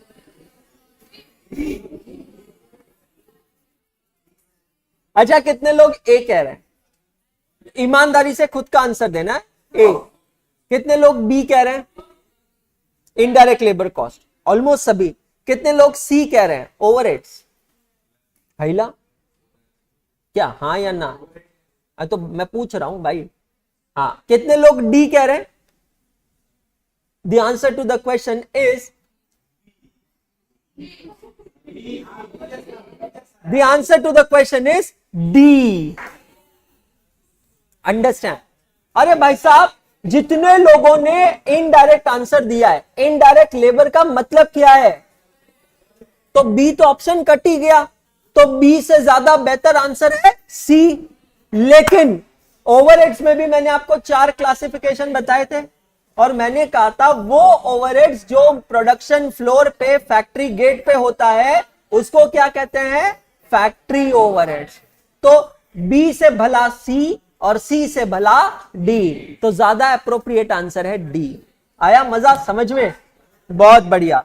Number 8,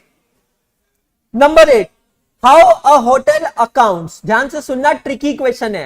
how a hotel accounts for cost related to bedsheet, linen etcetera against a room rate. सवाल को मैं explain करता हूं। एक hotel जब अपने एक room का रेट कैलकुलेट करता है तो उसमें जो बेडशीट होती है, लिनन होता है, मतलब जो रजाई, तकिए के कवर, टॉवेल होता है, इन सब की चार्जेस को कैसे अकाउंट करता है, ये आपको सोचना है। Number A, as a direct material cost, number B as an indirect material cost, number C as a depreciation cost, and number D as an asset.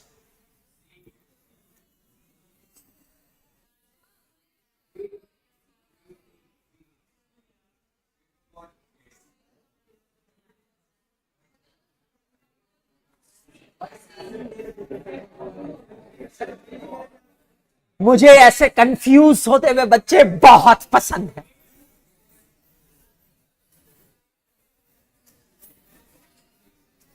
तेरी मुश्किलों में मैं न मुंह मोड़ूंगा, तुझे रास्ते में नए सौंपूंगा। क्या है? The correct answer is C. Why C? Understand बेटा, होटल में जब रुकने जाते हो तो तकिया, चद्दर, टॉवेल घर पे लेके आते हो। सुनना, तकिया, चद्दर, टॉवेल घर पे लाते हो क्या? होटल के लिए प्लीज अंडरस्टैंड, एक तरीके से वो एसेट या इन्वेंट्री है। होटल कैसे करता है? हर एक यूज के बाद उसको वॉश करता है।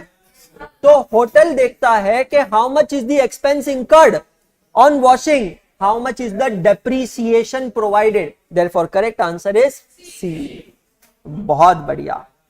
Question number 9, cost which remains stable up to a certain level, and then it increases and again becomes constant is known as step ladder cost. एक और नाम क्या है सलोनी जी इसका? Semi variable cost. बहुत बढ़िया.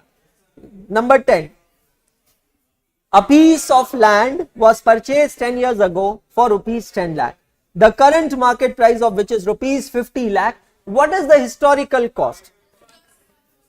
आइला, मैंने आंसर ही नहीं, ऑप्शन ही नहीं दिया.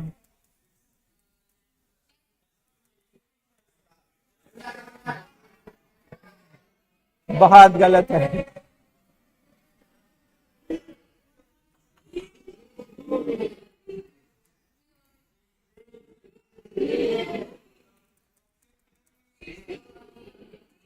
ये तुमने 3 बार तो आंसर चेंज कर दिया.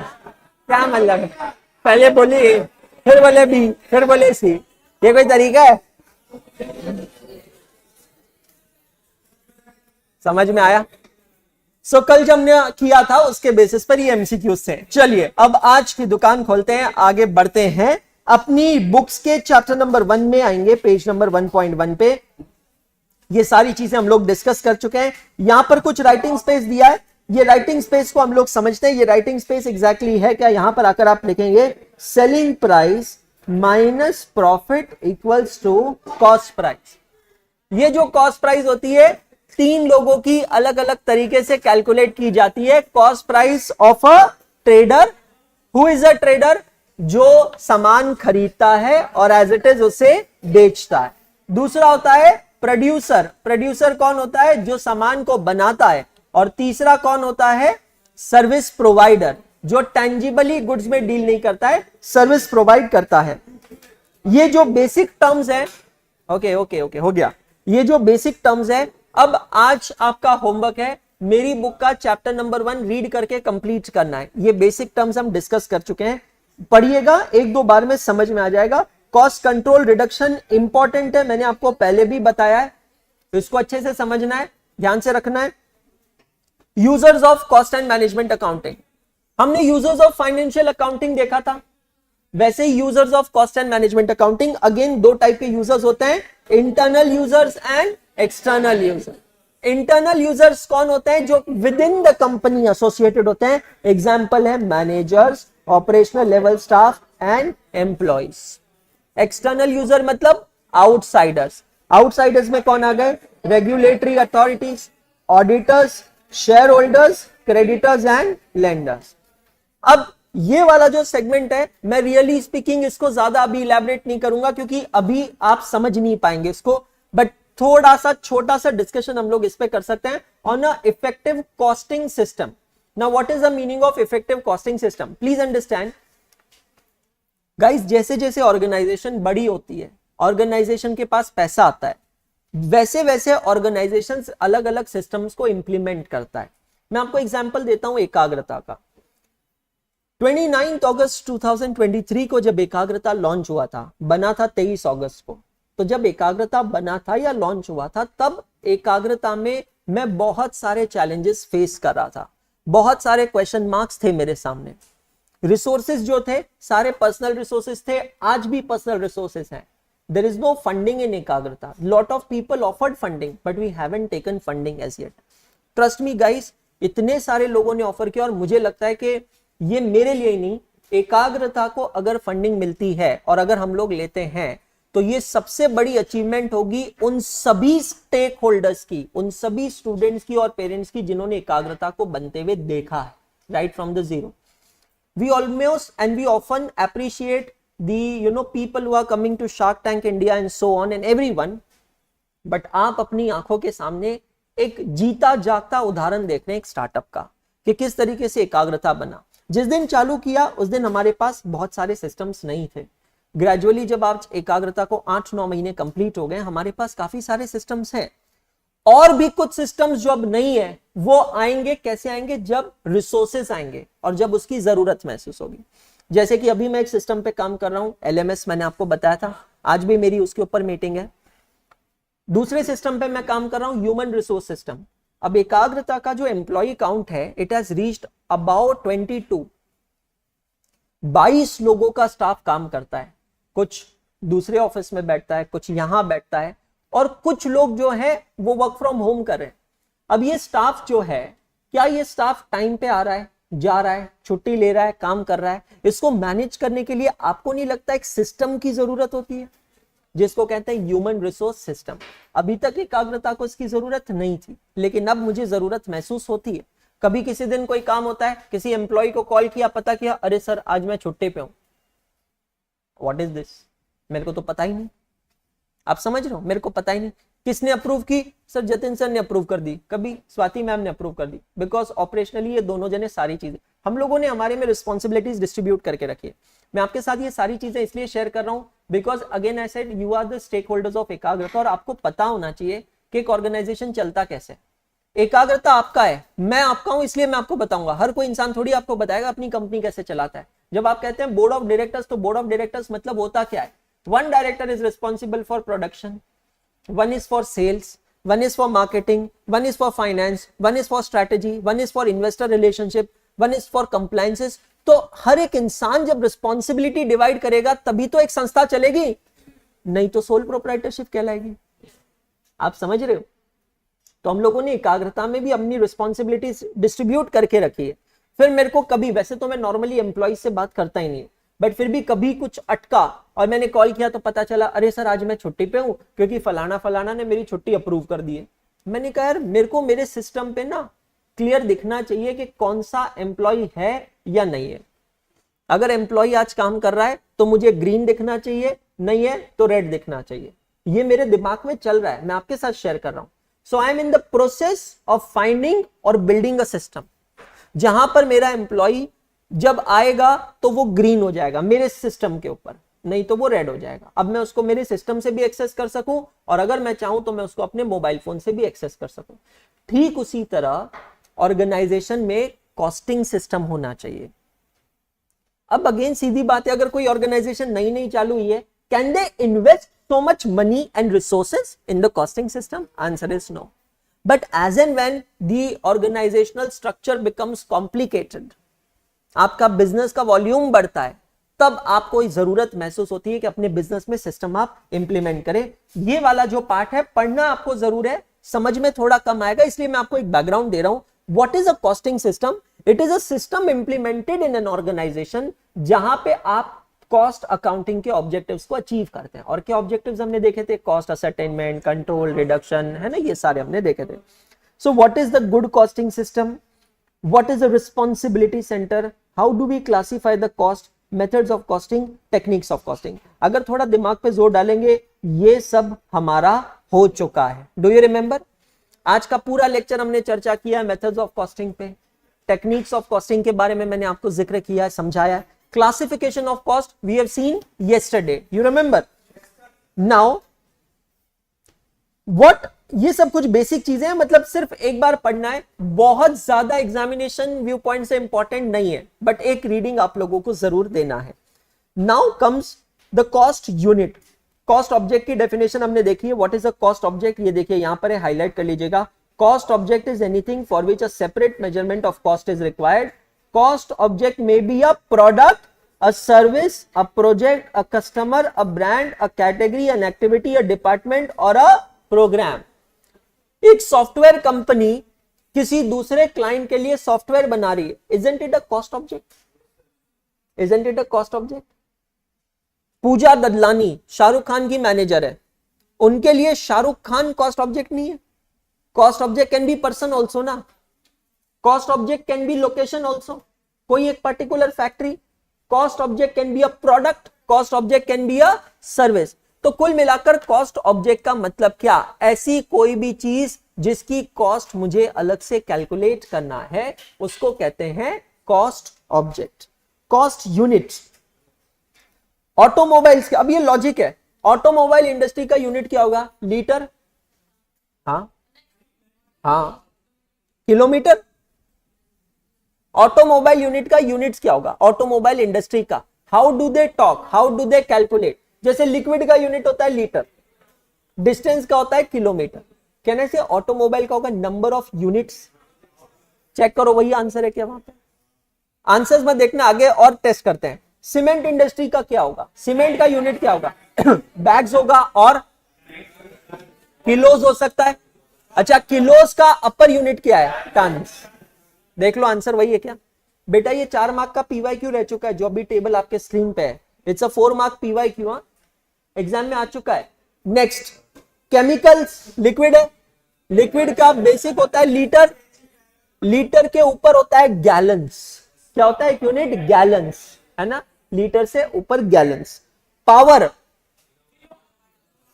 नंबर ऑफ यूनिट्स और kilowatt hour. Number of units is also right answer, है ना। स्टील, जनरली स्टील केजी में नहीं मिलता है क्योंकि वो बहुत हैवी होता है, तो जनरली टन्स में मिलता है। बहुत बढ़िया। Transportation, kilometres, distance is one of the criteria. यहां पर हम एक और चीज पढ़ने वाले हैं चैप्टर नंबर 9 में, सिर्फ मेंशन करके रखिएगा, उसको कहते हैं कंपोजिट कॉस्ट यूनिट। क्या कहते हैं? Composite cost unit. Composite cost unit का मतलब होता है मल्टीपल कॉस्ट यूनिट्स।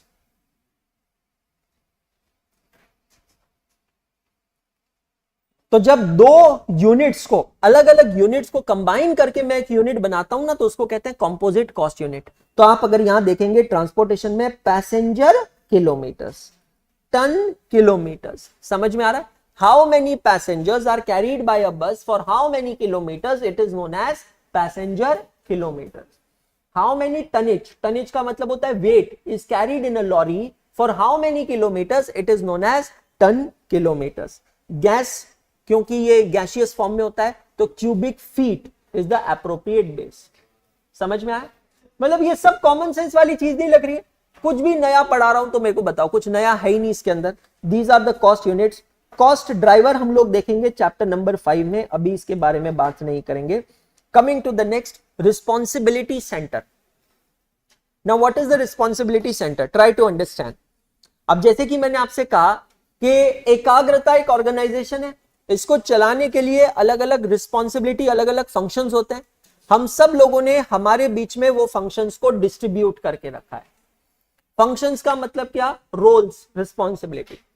जैसे टेक, बुक्स और staff to a certain extent. Text और बुक्स, टेक पूरा और बुक्स पूरा, ये दोनों चीजें जतिन सर देखते हैं। जतिन सर देखते हैं मतलब हमारी वीकली रिव्यू मीटिंग्स होती है जिसके अंदर हम सब लोग बैठ के, मतलब I used to take review of everyone के, मतलब टेक में क्या चल रहा है, क्या प्रॉब्लम्स आ रही है, उसको कैसे सॉल्व करना है। बुक्स का डिस्पैचमेंट, इन्वेंट्री मैनेजमेंट का काम जतिन सर देखते हैं। किस टीचर की बुक्स कितनी अवेलेबल है, कितनी स्टॉक में है, बच्चों को डिस्पैच हो रही है नहीं हो रही है, वो सब हिज वर्क, मतलब it is his role. Swati ma'am takes care about entire YouTube operations. She looks about the offline center and then she takes care of entirely human resources along with Jatin sir. तो ये दोनों मिलके human resource को manage करते हैं। Nishant sir है, वो अपना इंस्टाग्राम पूरा मैनेज करते हैं। The entire Instagram team, social media team, digital marketing team is manage by Nishant sir. मैं देखता हूं पूरा अकाउंट्स, ऑडिटिंग, वैल्यू ऑफरिंग, मतलब कौन से टीचर का सिलेबस कितना चल रहा है, सही तरीके से चल रहा है कि नहीं चल रहा है, चीजें टाइम पे हो रही है कि नहीं, क्लास टाइम पे हो रही है कि नहीं, जिसको कहते हैं वैल्यू ऑफरिंग या एकेडमिक्स। मैं देखता हूं पूरी तरह इन्वेस्टर रिलेशनशिप। इसका मतलब है कोई भी एक्सटर्नल पर्सन है जो हमसे मीटिंग करना चाहता है, हमसे बात करना चाहता है, हमें बुला रहा है, तो मैं उनसे बात करता हूं। उनको कोई भी डेटा चाहिए, I look after MIS completely, management information system. तो पूरा डेटा एनालिटिक्स मैं देखता हूं। MIS के बाद डेटा एनालिटिक्स, मतलब A to Z पूरा डेटा होता है मेरे पास में। डेटा को मैं एनालाइज करता हूं, डेटा को यूज करता हूं कि इस डेटा के बेसिस पर क्या इंटरप्रिटेशन निकाला जा सकता है, और फिर उसके बेसिस पर करेक्टिव एक्शंस लेता हूं। समझ में आ रहा? तो हम लोगों ने हमारे बीच में रोल्स डिस्ट्रीब्यूट करके रखे। सारे पेमेंट्स निकालने का काम मेरा होता है। तो आज जैसे 6 तारीख हो गई है, तो आज मेरी मीटिंग है क्लास के बाद LMS के ऊपर, कल मेरी मीटिंग है स्टाफ और एजुकेटर पेमेंट्स के ऊपर, उसका मैंने एक प्रोसेस बना रखा है, वो शीट बन जाती है। फिर बाद में मैं वो रिपोर्ट भेजता हूं हमारे जो जूनियर अकाउंटेंट है उनको। वो जूनियर अकाउंटेंट उस शीट के बेसिस पे, जो मैंने अप्रूवल दिया उस शीट के बेसिस पे सारे एजुकेटर्स को पेमेंट करते हैं, सारे स्टाफ को पेमेंट करते हैं, और पेमेंट्स डिस्पर्स होते हैं। अब आपको नहीं लगता कि ये सब अलग अलग रिस्पॉन्सिबिलिटीज किसी को असाइन करनी चाहिए?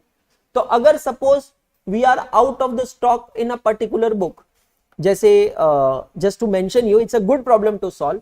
कॉस्टिंग की बुक्स पूरी निल हो गई, जितनी बुक्स भेजी थी 3000 बुक्स पूरी खत्म हो गई। और ये मुझे पता चला परसों, जब एकदम से मैसेज आता है हमारे बुक डिस्पैचमेंट मैनेजर का कि सर कॉस्टिंग की बुक खत्म होगी, बहुत सारे ऑर्डर्स हैं, अब हम कैसे करें। मैंने कहा कैसे करें मतलब क्या, ये तुम्हारा प्रॉब्लम है। तुमको क्या करना चाहिए था, जब 50-60 बुक का स्टॉक था तब मेरे को बोलना चाहिए था, क्योंकि मेरी बुक्स प्रिंट होती है मेरे पब्लिकेशन से, जो सेटअप है पुणे में, वहां से प्रिंट होकर यहां पर पहुंचने में टाइम लगता है। प्लस आप जो अभी कॉस्टिंग की बुक्स यूज कर रहे हैं ना, इसके अंदर एक एमओक्यू होता है। एमओक्यू का फुल फॉर्म होता है मिनिमम ऑर्डर क्वांटिटी। ये जो पेजेस की बुक्स आप देख रहे हैं इसको कहते हैं आर्ट पेपर। मैं आपको ये सब इसलिए सिखा रहा हूं क्योंकि किसी दिन मेरे गुरु ने मुझे सिखाया था। जावरे सर टीचर थे और टीचर होने के बावजूद उन्होंने एक प्रिंटिंग प्रेस सेटअप किया था, and following his footsteps I also did so. मैं भी उनसे ही सीखा और उन्होंने ये ऐसी चीजें हमें क्लास में सिखाई, जीएसएम क्या होता है, प्रिंटिंग क्वालिटी क्या होती है, ये वो, इसलिए मैं आपको सिखा रहा हूं। ये जो पेपर है इस पेपर को कहते हैं आर्ट पेपर। ये आर्ट पेपर बहुत महंगा होता है और ये आर्ट पेपर की प्रिंटिंग के लिए एमओक्यू होता है 1000 यूनिट का। मतलब जितना कम प्रिंट करोगे उतना महंगा पड़ेगा, जितना ज्यादा प्रिंट करोगे उतना इकोनॉमिकल पड़ेगा। तो मशीन पे इसकी प्रिंटिंग ही तब लगती है जब 1000 क्वांटिटीज प्रिंट होती है। अब हमारा स्टोर मैनेजर जो है यहाँ का, वो हमें कहता है सर 50 किताबें चाहिए। मैंने कहा नाना जी छोड़ के गए थे 50 किताबें, 50 किताबें प्रिंट हो सकती। अब उसको तो देखो, उसको अक्ल होती है, वो क्या करेगा। तो अब आप समझ रहे हो, रिस्पॉन्सिबिलिटी असाइन होनी चाहिए। फिर बात करी जतिन सर से कि भाई साहब क्या हो गया था, ये पहले क्यों नहीं पता चला। Then he was like sir बहुत जल्दी जल्दी ऑर्डर्स आ रहे थे, हम फटाफट डिस्पैच करते जा रहे थे, ये सिचुएशन में पता ही नहीं चला कब किताबें खत्म ही हो गई। It's a problem but it's a good problem. Responsibility centre मतलब समझ रहे हो आप, ये एग्जाम्पल्स है। हर एक पर्सन की एक जिम्मेदारी है, वो इंचार्ज है। अब कोई भी चीज होगी तो वो person one and whole and sole रहेगा वहां पे।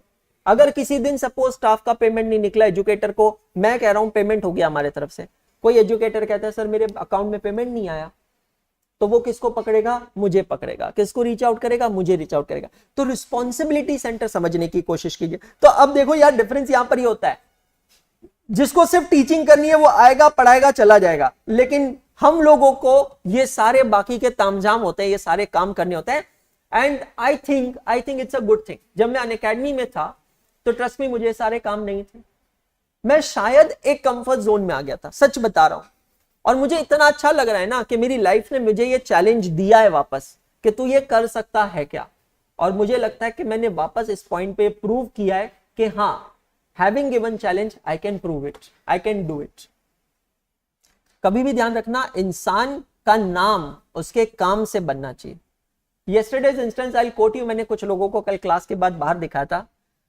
अनअकैडमी ने पता है क्या किया, कल सुबह की मेरी एक 9 बजे की क्लास शेड्यूल कर दी मेरी, और सारे के सारे सीए स्टूडेंट्स को मैसेज कर दिया Anshul Agarwal will be live at 9 AM। मैं आपके साथ था कल सुबह 9 बजे यहां क्लास में। मेरे को मैसेज आया मेरे फोन पे, notification, get ready for your class at 9 AM। मुझे लगा मजाक कर रहे होंगे। आपकी क्लास खत्म होने के बाद मैं केबिन में गया, मेरा एजुकेटर लॉगिन तो उन्होंने बंद कर दिया था। कल मेरा एजुकेटर लॉगिन चालू हो गया, मैंने लॉगिन किया तो मैं क्लास में चला गया। मेरी क्लास, मैं उसमें था, अनअकैडमी की क्लास, और वहां पर बच्चे थे, बच्चे चैट लिख रहे थे, हाउ इज दिस पॉसिबल, ये कैसे हो सकता है। कुछ लोग लिखते हैं काश ये सच हो जाए, कुछ लोग लिख रहे हैं मुझे मेरी आंखों पे भरोसा नहीं हो, मैं चैट्स पढ़ रहा हूं। बहुत सारे बच्चों के मैसेजेस है। अभी मैं आपके साथ क्लास में हूं, I am not checking my phone, मैंने बाद में जाके फोन चेक किया, बच्चों के मैसेजेस आए, sir have you joined back Unacademy. शाम तक बच्चों के मैसेजेस आए, अनअकैडमी ने सारे के सारे सीए स्टूडेंट्स को मेल कर दिया, get ready for Anshul sir class at 9 AM। बच्चे भी पैनिक। मैंने रेस किया जो भी वहां के लोग हैं उनको, भाई ये है क्या, तो मुझे अपोलॉजी आती है, सर सॉरी सर गलती हो गई। और इंटरनली मुझे पता चला गलती नहीं थी, it was just to attract the students. Can you believe it, can you just believe it. मेरा एजुकेटर अकाउंट एक्टिवेट हो जाता है एक दिन के लिए, एक लेक्चर के लिए, वो भी गलती से। बच्चों को मेल चला जाता है, कम से कम 30,000 बच्चों को मेल चला जाता है गलती से। हाँ, आप समझ रहे हो? मतलब यार क्या ही चल रहा है बॉस, क्या ही चल रहा है। It happens. पॉइंट समझ रहे आप? सो रिस्पॉन्सिबिलिटी सेंटर में आते हैं वापस। What is the responsibility centre? To have a better control over the organisation. Management delegates. What is the meaning of the word delegate? Distributes. लिख लो वहां पे, distributes. To have a better control over organization, management delegates its responsibility and authority to various department or person. एकाग्रता का example दिया है, समझ में आया सभी को? These departments or person are known as responsibility centers and are held responsible for performance. आया समझ में? पक्का? अब ये रिस्पॉन्सिबिलिटी सेंटर के अलग अलग टाइप्स होते हैं। Cost centre, revenue centre, profit centre, investment centre. समझ में आया? कॉस्ट सेंटर मतलब उस पर्टिकुलर सेंटर की कॉस्ट में अलग से निकाल सकूं। रेवेन्यू सेंटर मतलब उस पर्टिकुलर सेंटर का मैं अलग से रेवेन्यू कैलकुलेट कर सकूं। प्रॉफिट सेंटर मतलब उस पर्टिकुलर डिपार्टमेंट का मैं अलग से प्रॉफिट निकाल सकूं। और इन्वेस्टमेंट सेंटर मतलब उस पर्टिकुलर का मैं इन्वेस्टमेंट कैलकुलेट कर सकूं। समझ में आया आपको? Responsibility centre. Classification of cost हमने देखा है, कॉस्ट मैट्रिक्स हमने देखा है। Can you see your syllabus in the cost matrix? आया सबको समझ में? तो अब हमारे कॉस्ट एलिमेंट्स क्या हो गए? Direct material, direct labour and overhead. जबकि हमने चालू कहां से किया था? मटेरियल, लेबर और एक्सपेंसेस से, लेकिन हमने एंड कहां पे किया? Direct material, direct labour and overhead से। Very good. Methods of costing दोस्तों हम लोग देख चुके हैं। जो भी मैंने आपको एक्सप्लेन किया है वो यहां पे लिखा है। एग्जाम में 2 से 3 बार क्वेश्चन आ चुके हैं। 2.5 मार्क के लिए 2 मेथड्स पे पूछा था, राइट अ शॉर्ट नोट। 2 या 3 बार ऐसे क्वेश्चन आए जो मैंने कॉस्ट यूनिट के केस में आपको बताया ना, 5 बिजनेसेस दे दिए और आपसे कहा है suggest the suitable method of costing for these businesses. 1 mark का 1, 5 मार्क के 5। मैंने आपसे कहा है पिछले 20 सालों में कॉस्टिंग का सिलेबस चेंज नहीं हुआ है। 20 सालों में इंटरनल शफलिंग हुई है, एंड ट्रस्ट मी शफलिंग के नाम पर भी यह हुआ है कि सिलेबस का वॉल्यूम कम हुआ है। जैसे कि मैंने आज आपसे कहा चैप्टर नंबर 12 जॉब और कॉन्ट्रैक्ट कॉस्टिंग था, अब क्या बचा? कॉन्ट्रैक्ट कॉस्टिंग हट गया। चैप्टर नंबर 3 एम्प्लॉय कॉस्टिंग जो है उसमें 2019 में सिलेबस चेंज हुआ था। 2019 से पहले चैप्टर नंबर 3 एम्प्लॉय कॉस्टिंग में लेबर रेम्यूनरेशन सिस्टम के आइडल टाइम, हाँ, I am not done yet.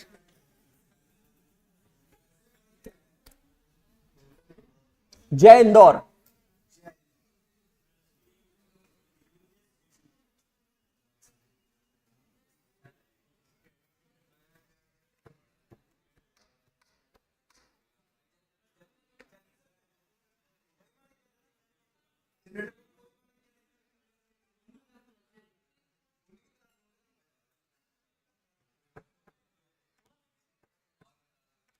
बढ़िया सर, बहुत बढ़िया हूं सर, मजा आ रहा है सर आप लोगों के साथ।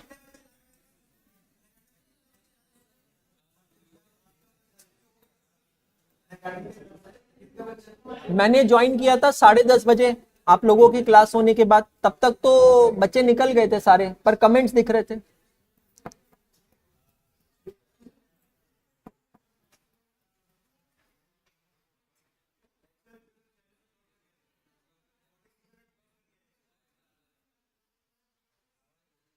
मैंने कल 3,998 में परचेज किया HL, 1,25,600 में परचेज किया MRF।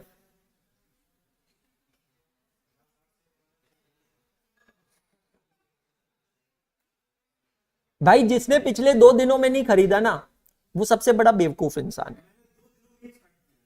और जिसने इन 2 दिनों में खरीदा उसको इसकी अहमियत पता चलेगी कुछ दिनों बाद।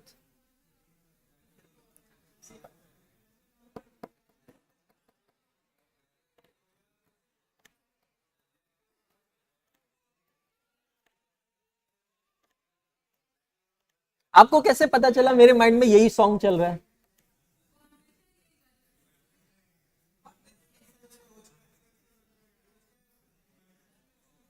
But how coincident it is, sometimes how coincidentally it happens that you think of a song and someone is either whispering or singing that song.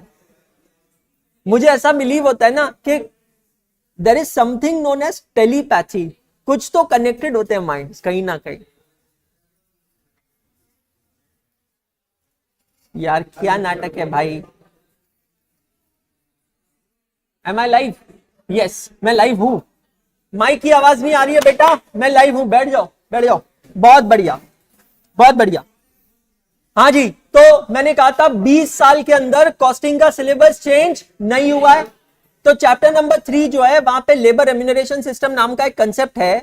उस कंसेप्ट के अंदर पहले 20 मेथड्स हुआ करती थी, 20 मेथड्स.